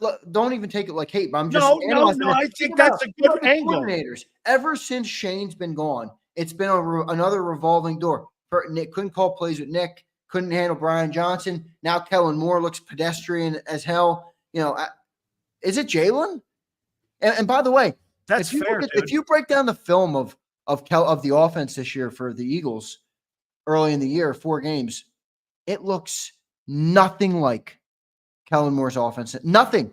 It doesn't look. It looks like Nick Sirianni's offense with motion. It looks like 23. But all right, so the easy thing to do there is say Nick Sirianni's still involved. Is Nick still involved, or is that the limitations of the quarterback? No, remember what they said. It's a collaborative effort, putting the game plan together. Yeah, but my point is that people are still looking like Nick's got to get out of there so Kellen can unleash the beast. I don't think you can unleash the beast. I don't think Jalen is capable of moving into a more pro-style, different style of offense. And that's why I talked about Bob. Bob's like, why do we even want to do that? Well, because I wonder if the RPO would work forever, if the league caught up to him. And that's the next step for Jaden Daniels. Talk about how good he looks. The league will get some tape on him. He'll have to evolve as a quarterback like everybody does. And how good he does that will be the next question for him. But, you tell me all the time that Jalen Hurts is who Jalen Hurts is. None of it surprises me because I don't expect him to be what you expect him to be. And so many times I've said, Sills is, a great talker, whatever. He's wrong. And the more that unfolds, the more I'm like, that looks more and more and more likely to be true. And that's what brings me to the next question. Is it the offensive coordinator? Is it Nick Sirianni? Or It's the quarterback. Does he just It's the quarterback. Hinder the offense? It's possible. It's the quarterback. It's the quarterback. I saw M. Reyes go like this. Mahomes couldn't win with wide receiver 4 and 5. He wins with wide receiver 4 and 5. Here's the difference. Why stop Those quarterbacks comparing that guy to him? No, but here's the difference. He's not you comparing. I mean, Jalen even has a better O-line, running back, tight, as good a tight end when utilized. Mahomes has nothing in the wide receiving core. Yeah, well, this is where so many people are wrong. Like even John this morning, he's like, "Yeah, but the Eagles have Paris Campbell and Jahan Dotson," and I'm like, Purdy threw to Juwan Jennings. The only reason you're saying Juwan Jennings is better than those guys is because Brock Purdy elevated him. Brock Purdy got him the football. Brock Purdy put him in good position. Brock Purdy got the ball out on time and on target. Like that's why does Jahan Dotson suck as bad as he looks in Philly, or does he just not have a quarterback that's elevating anybody? Well, look at the missed pass to Barkley right down the middle of the seam. He had him wide open. First play of the game, he missed Barkley wide open on the sideline. Wide open. He was wide open. All right, let me move over. You brought his name up, so let me bring him up. Should Nick Sirianni be fired in the bye week? I mean, I'm going to say no because I agree with you. I don't think it's ever. But does it matter? I don't know if it's ever a good idea to fire a coach after 4 games, unless they think that they could salvage the season. Because you can't fire the coach and then cash in the rest of the year. If you're going to fire the coach because you believe it'll position your team better to make a push in the playoffs, maybe they would think about it. I don't think they're going to. But if you're firing a coach, in other words, saying we're gearing up for 2025, that's just a foolish thing to do. They're not doing that from a business perspective. That's stupid as well. And you understand that. So they're not going to fire him, but I don't know. What is he? Is it him? Is it Jalen? Is it Kellen? Is it Howie and Jeffrey? No, I think he's built the equity up, like you said, that they're going to allow him to run through the tape at the end of the year here. Yeah, we'll see. I don't even know if it's equity at this point. I really don't. I don't know what it is. I mean, dude, you're winning record and going to the playoffs, and you're but that's not what they care. They care about power. I get it, but you're not 0-4. No, I know. Yeah, so you're right. I mean, look, they're not going to. I don't think they're going to fire him now. I never would have projected they would fire him now, but I think they'll move on from him after the year. And I thought your point about Doug Peterson was spot on too. That makes it a whole lot easier to do. So we'll see what. And I hate thinking like that because that's so non-football. But you know how they want to be looked at. They want to be looked at as the smartest person in the room. And you fire Doug first. That's going to make that fire for Howie a lot easier to go down. Yeah, because then we had a super chat earlier, Stills. That was on the money, bro. And I'm going to find it way back earlier. I think it was Anthony. Yeah, the Anthony Amatucci. I'm not sure if you're still in here, Anthony. Thank you for the super earlier. He said the draft picks aren't contributing. Check. Horrible contracts. Check. Huff, Jalen. I mean, he's right about this. This is where we blind ourselves with the Howie vision and the Howie, and he does all the great things and they draft the big names, and we all fall for it, and I'm guilty of it too. But when you get to the meat and potatoes of the football team, why does the defense suck? Because three first round draft picks aren't playing up to it. The third round linebacker stinks on ice. You put a Band-Aid with Zach Bond. CJ Gardner-Johnson, he sucks. That dude, I'm so done with that dude. And all the fans on Twitter who are like, I hate the Eagles fans who don't rock with CJ Gardner-Johnson. I'm like, the dude fucking stinks. He stinks. You want me to like him because he's funny on Twitter? He stinks. We're 4 games into the year, Sills. Every single game he's gotten burnt. Every single game. Terrible. I'm like, the dude stinks. Why do you want me to like him? Because he's got a personality. Xander, don't blame Vic for this. You hired him. You knew what he was. You knew what he does. If you didn't put the proper players, get this. People go like this.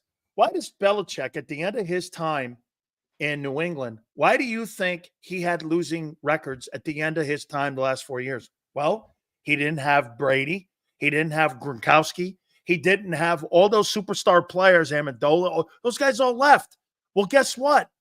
When you don't have the players, any coach, Hall of Fame coaches, are not going to have a scheme. Just because I draw up the Buddy Ryan 46 defense doesn't mean I got the Jimmies and Joes to play it. You got to have those guys. So let's look at Howie. And boy, I'll tell you one thing that I am now seeing that is something I've said for 4 years. Roseman is brutal on drafting defensive players. I mean, the 2 tackles, as you said, underperforming. Huff free agency's been a bust and will be a bust. A bust is an understatement. That is a colossal failure to remove all your pass rushers from your foot. Dan, I said this on Birds 365 this morning. Sorry to cut you off. The best defensive lineman on this football team right now, the best defensive lineman is a 36-year-old Brandon Graham. He's better than Jalen Carter. He's better than Jordan Davis. He's better than Milton Williams, better than Josh Sweat, and better than Bryce. You know why? Because he shows up every week. Jalen Carter's like, 1 week I'm going to be a world beater. I'm going to be the best player in the league. The next week, I'm not going to show up. I'm not going to get off the bus. And that's not scheme. That's not elite. That's not scheme. Right. That's what is that? See, Yale goes like that. Yale goes like this. Coaching matters. Really? So how can you get an effort from New Orleans out of Carter and turn around and get a dog shit performance like that? That's not fucking coaching. That's effort. What is that, Sills? How is that just you have the one? It's a mindset. It's a mindset that you're not prepared week in and week out to be the greatest. You don't have a championship mentality. And you know what you thought you got? You thought you got a championship mentality because of why? You recruited a championship program. Well, guess what, Xander? Not everybody on a championship program is the guys who are the engines that pull the rosters around and pull. College is a different game. Cabooses. College is a way different game too. Way different game. Way different game. Way different game. You shouldn't view it like that. But I could have told you. You know, this is where what's his name will get credit in the long run as a college football coach. You watch Kirby Smart; he's getting all the accolades right now with a couple championships and great teams. His dudes show up to the NFL. None of them have been prepared. None of them are prepared for NFL football. None of them. And it's Philadelphia Bulldogs. I never want to hear that bullshit again. I really don't. Abe, I love you. Abe sent me a beautiful T-shirt design to get made with the Philly and the Bulldog, and I looked at it last night, Abe, and I almost threw my phone into the wall. Like fucking, we called the Eagles the Bulldogs for these dudes, and they just decide to show up on any given day. It's brutal. It's honestly a disgrace to our team. How about this? When are they going to come to the conclusion that Nakobe Dean can't play? I hope soon. I hope really soon. That's another hope. Another hope thing that they came into the season hoping Nakobe Dean would pan out, and they put him up against stiffs in training camp, so he looked pretty good in training camp. Also, I wonder if this is why Jalen Hurts had no interceptions in practice all through training camp, because this defense is brutal. Nick Reich said it. He goes, "Hey, guess what? The Eagle defense was terrible. That's why they didn't have any interceptions during the camp." He goes, "That just gave me an understanding that the defense wasn't good." Well, Nick's turning out that it was right, that the defense isn't. Dude, but then again, I said it the entire offseason. This thing was going to be a bottom 5 defense. You're hoping to get in the middle by the end of the year. But I don't see it, man. I mean, do you look at it as a Vic thing, or do you look at this as a Howie thing? Or both? Could both be true? Yeah, it's both in a way, but it's more on the architect. It's more on Howie, and it's also more on the organization, who just refuses to go away from this scheme. I mean, they love it's 4 straight coordinators they've hired now with this scheme. Why? What? I'll tell you why. You know who we had before that, though, right? You know why they do it? He was the polar opposite of this scheme, and we won a damn Super Bowl. Jim Schwartz. I know, but do you know why they keep the scheme, it's easier for Howie to plug and play. But it's not. I know. It might, But he thinks it is. well, because you can mask your deficiencies, but eventually, you know, when push comes to shove, you need good players on the team, and we don't, you know, and the defense is a problem, but it's not that we haven't invested. We have 3 first-round draft picks on that defensive line. He's missed. He's missed brutally in a big way. Milton Williams might be the only one that's worth a damn. You know what? I'm still going to hold out hope on Jalen Carter. Well, I am not, because Jalen Carter's a different conversation. Jalen Carter, nobody questions Jalen Carter's talent. He last week he got tired that everybody told him he's got to bring it every So week. he said, "I'm going to show up this week and destroy the league." This week he said, "Oh, everybody knows I'm good again, so let me just take the day off. It's hot. It's hot in Tampa. It's okay. I'll collect my game check." I mean, really? Dude, I don't care how good you are. I really don't. Because if you're going to, if I have a guy that I wake up, let's just say it's Super Bowl Sunday one year, and you have to go into that game and you have to say, "Oh, well, I hope he decides to play today. If he plays today, we'll be in great shape. If he doesn't, though, our defense is going to fall off a cliff." Who wants a guy like that?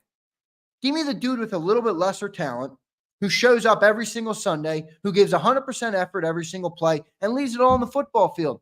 That's Brandon Graham right now. Brandon Graham does that every single week in and week out. Everybody who told me he was a wasted roster spot can F right off and eat that crow.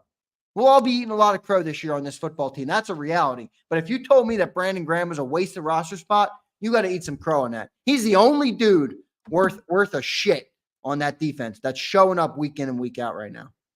Couple last ones here for you.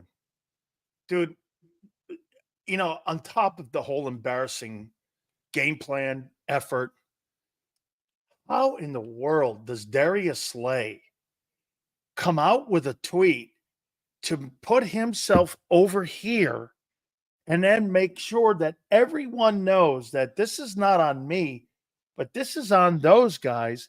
We sucked. They sucked. I didn't suck. They sucked. And that guy's a captain on your fucking football team? I mean, that is a prime example of what is wrong with the lack of accountability that's on your football team. It's a sign of the times, dude. It's such a modern mindset, isn't it? This, you know, immediately go to social media and boast out your fucking career stats. I don't give a shit, Darius. Your team just got destroyed by Baker Mayfield. And you're on Twitter? I mean, seriously, does this guy not think? What goes through as he's hitting publish on that tweet? What is going through his head? Oh, this will look great. My teammates are going to love this one. What a great thing to do as a captain of a team, of a captain of a grown men, captain of a bunch of grown professionals. No wonder this team has the problems they do, because those are the type of leaders you have. You know, and this isn't a knock on Jalen, but Jalen Hurts, that is not the kind of guy that combats that type of. If you have a one leader that's so vocal and outspoken and Fletcher, extroverted and all these things, if you have that guy, you can mitigate some of that bullshit from leaders. But we don't have. Jalen is more reserved, that's just his personality. But who's the lead? Look at the captain list, Sills. It's AJ Brown, who, as awesome of a player as he is, isn't really a vocal. He's more of a subdued, you know, relaxed. And you leave Devontae off and put. And you leave Devontae for Jake Elliott, for a kicker. For a kicker. You leave Devontae. Well, I like Jake Elliott too. You take off Devontae Smith for a fucking kicker. There it is. I mean, what? That is insane to me. Yeah. That's the mentality of the organization, though. Jake Elliott, Sam Darius Slay. Sam, Cox might not have been the greatest leader of all time. He is a hell of a lot better than anybody leading on that defense right now, outside of BJ. And I view them in the same light. You know how, hey, Sam, you know how Fletcher Cox led? He was there every weekend, and he played his ass off every single play of his career. Every play of his career to the end. By the way, and team, I disagree 100%. Cox wasn't the leader. I disagree full-heartedly that well, Cox then you wasn't tell the me leader. what's wrong over on the other side of the football now. On defense? No, with the 2 tackles, not showing up one week, Oh, yeah. showing up another week. Yeah, they're on their own time now, dude. It's a Georgia powwow in the city of Philadelphia. They're driving around together. They're hanging out just like they did back in Athens. They're collecting multi-million-dollar paychecks. They don't give a shit. Sills, they don't give a fuck about blue-collar workers who pay money to go in and buy beers and watch their team buy their. They don't give a shit. These dudes are so out of touch with the common fan, and that's why I get so pissed because. Yeah, you should. And that's why I like Angelo, because Angelo says the fans deserve it. You know, when reporters don't want to talk bad about the team, that's not bad for the reporter. That's bad for us as fans. It's not, nobody's holding them accountable. You know, and like I said, they don't care. I love what and how you're saying it, and everyone in here, because you know why? People always ask me, so you're not really a fan of the Eagles? I go, no, I'm a fan of what made the Eagles great. The fans. The fans. You listen to you guys today. You guys get this. You guys are going to ride with your boys, but if they start fucking up, it's over. And I'll leave you with, I'll ask you one last question. And I'll push back on one thing you just said. It's one thing to fuck up, but when you fuck up like that and you don't get off the bus and you don't care, and you don't even care to put up a fight for your city that you play for, that's what I think that's what turns a fan on you. It's not struggling. It's really not. No, it's not. It's not losing. You can look at many it's moments. Not losing. Philly, it's not losing. It's if you show the fan base that you care as much as they care, that you're going to give it your very best, no matter what, they will not turn on you. And we won't turn on people to a fault of our own. But when you show us you don't give a shit, yeah, that's when we check out quick. That is 100,000. By the way, I think Jalen Hurts gives off that a little bit as well. He does, man. Yeah. I don't believe he's a leader. Yeah, I think Jalen Hurts gives off a little bit. Whether he wants to or not, and whether it's true or not is a different conversation. But I think his natural aura and his personality gives that off to people from the outside. This is now I'm starting to see why Nick Saban benched him. Well, yeah. I could have told you that. I was there for it. And by the way, did you hear Nick what he said when Tua and he had made it? He was like this. He goes, players in the locker room know who should be the starting quarterback. And when he was talking about Tua and Hurts, he went like this. So when we put Tua in there, the players were all like, yeah. That he said that for that Georgia-Alabama game. He went just like this. The players wanted Tua, not Hurts, to be the starting quarterback in Alabama. Yeah, you know who caught the winning touchdown that day, don't you? Devontae Smith? Yep. Freshman, Devontae Smith. Finally, how do you see this playing up after the bye? I think they're going to get a bunch of guys back. They're going to win some games, and I'll probably be drinking the Kool-Aid again, like I do. But some of these problems you see, you can't unsee. And I spoke last night out on the post game show. I had a bunch of people on. Akbar, I see you in here, man. Your Akbar is turning into a star, Sileo. He is a star. He is born for this, Akbar. We got to get you on more, man. So thank you, Akbar. But I was talking last night, and I'm like, I like to make opinions, and I'm an opinionated person, and it's great to go on there. But sometimes I sit and I think and I say, let me just sit back and listen to Sileo and John, who both bring up good points about different things, who've been around this game a lot longer than I have, and especially a guy like you who played at the highest level that there can be. And you sit and you tell me, Xander, this is a problem. I need to just start shutting up and listening because you've been right more than you've been wrong.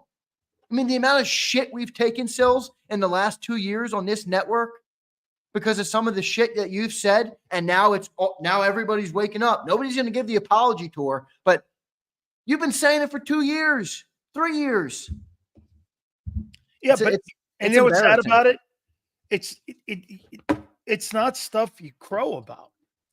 Like I don't want Hurts to suck. No, I know, but that doesn't. You call it how you see it. You're a truthful man. You don't know how to lie. I don't. I'm not good at it. No, and I'll just I'm right there with you. Do we have any super chats? Because if we do, I'd like to. Guys, please hit the like button here too. We appreciate it. Eagles all day. Oh, God. Can they restructure Hurts? Why would he? Well, unless they gave him more money up front, Nicole got more money up front, then maybe they would. Hurts holds all the cards. He's got no trade clause. He's got all the guaranteed money. We're stuck. The no Jalen trade. Hurts is the quarterback. I'm telling you, Jeffrey Lurie could sell this damn team, and Jalen Hurts will still. That's the only constant. Is I Jalen call Hurts? it. He's got a prenuptial agreement with Yeah, Jeffrey that was a Lurie. perfect thing that you said. Yep. Quarterback one hasn't been good since the Renaissance.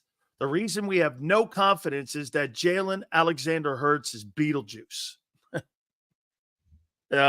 He's been terrible since he got back. Akbar, who's in the chat, he came on last night. He said, "Bum juice." Bum juice. Akbar, I'm working on a T-shirt. Ready? I'm working on a T-shirt for Akbar. It says "Bum juice." All right. It's got a picture of Hurts or whatever we can do that's copyright free.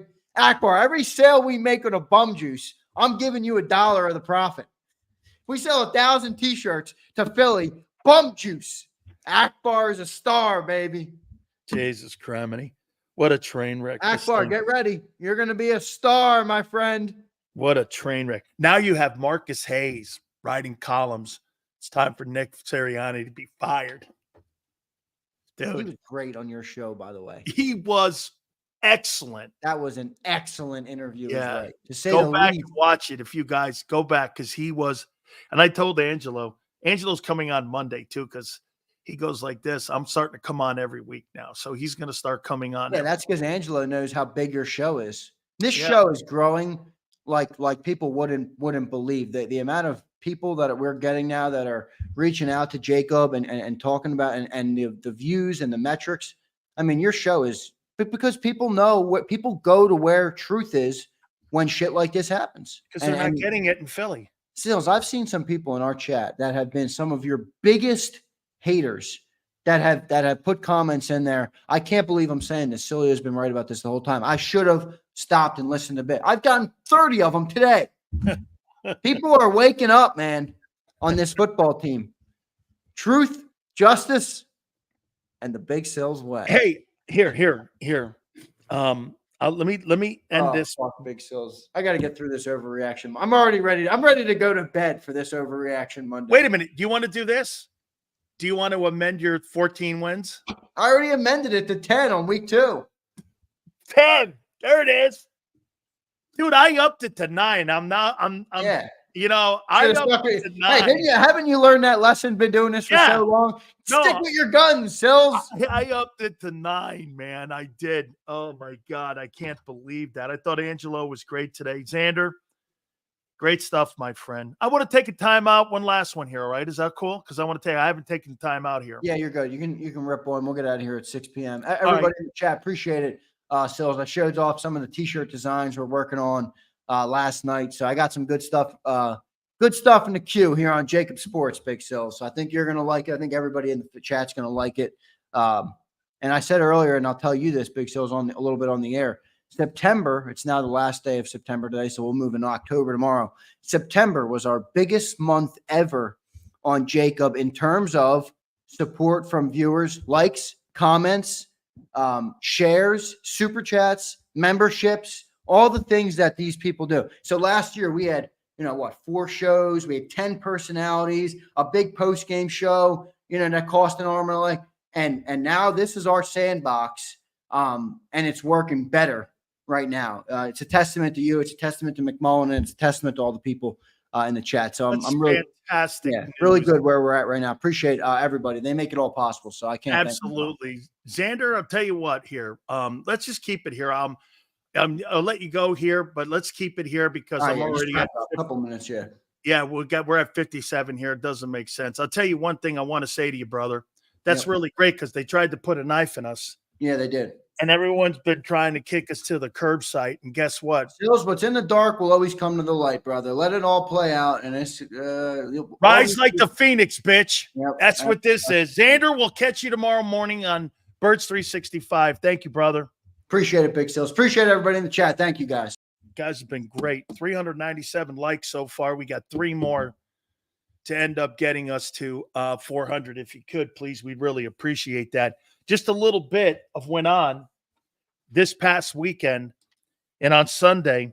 Obviously, tonight, Tennessee, Miami, Seattle, Detroit. I'll give you my picks here in a second. Cincy over Carolina, 34-24. Cincinnati gets their win. Cincinnati now 1-3 on the season. Denver, they beat the Jets. What a terrible loss for the New York Jets. Jets fall to 2-2. Denver now 2-2. Denver's now beaten Tampa Bay and the Jets in consecutive weeks. Maybe Bo Nix is getting it right.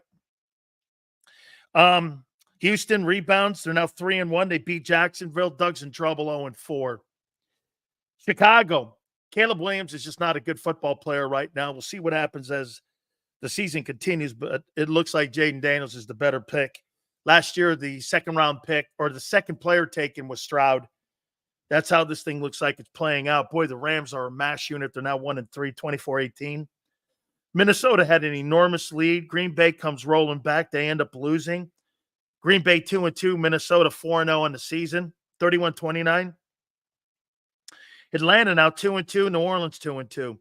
Potentially two playoff teams here. 26-24. Indiana comes back after Anthony Richardson, who's not looking good. They beat Pittsburgh 27-24. Colts are 2-2. Steelers are now 3-1. San Francisco, Brock Purdy's playing some really great football. He really is. 2-2. New England 1-3, 30-13. Top team in the NFC East, Washington. They end up winning that football game. 24, what is it? 42-14. What was that game? 24-14. They ended up beating them. Washington's now 3-1 on the season. Was it 42-14 they ended up beating them? The Raiders, they end up beating Cleveland 20-16. Deshaun Watson. Wow. That thing's a train wreck. Kansas City figured out a way to win. Unbelievable. 4-0. They beat the Chargers 17-10. And Baltimore 35-10 over Buffalo. Completely dominated them.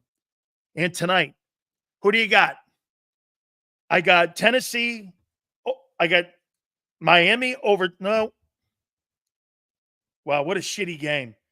I'll take the home team and take the Dolphins. 26-21. Seattle, Detroit, I'll take the home team. I'll take the Lions. 28-24 and a tight one tonight. Guys, I appreciate it. Did we end up getting to our 400 likes? I appreciate all the super chats. You guys were spectacular. Thank you so much. Really appreciate it. God bless all of you for growing the program the way you have. Unbelievable. Where did we get? Did we end up getting over 400 there? 410. Fantastic stuff. You guys are great, and I thank you very much. 2 to 6 tomorrow. Xander, Big Joe, thank you again, and we'll see you on the flip side.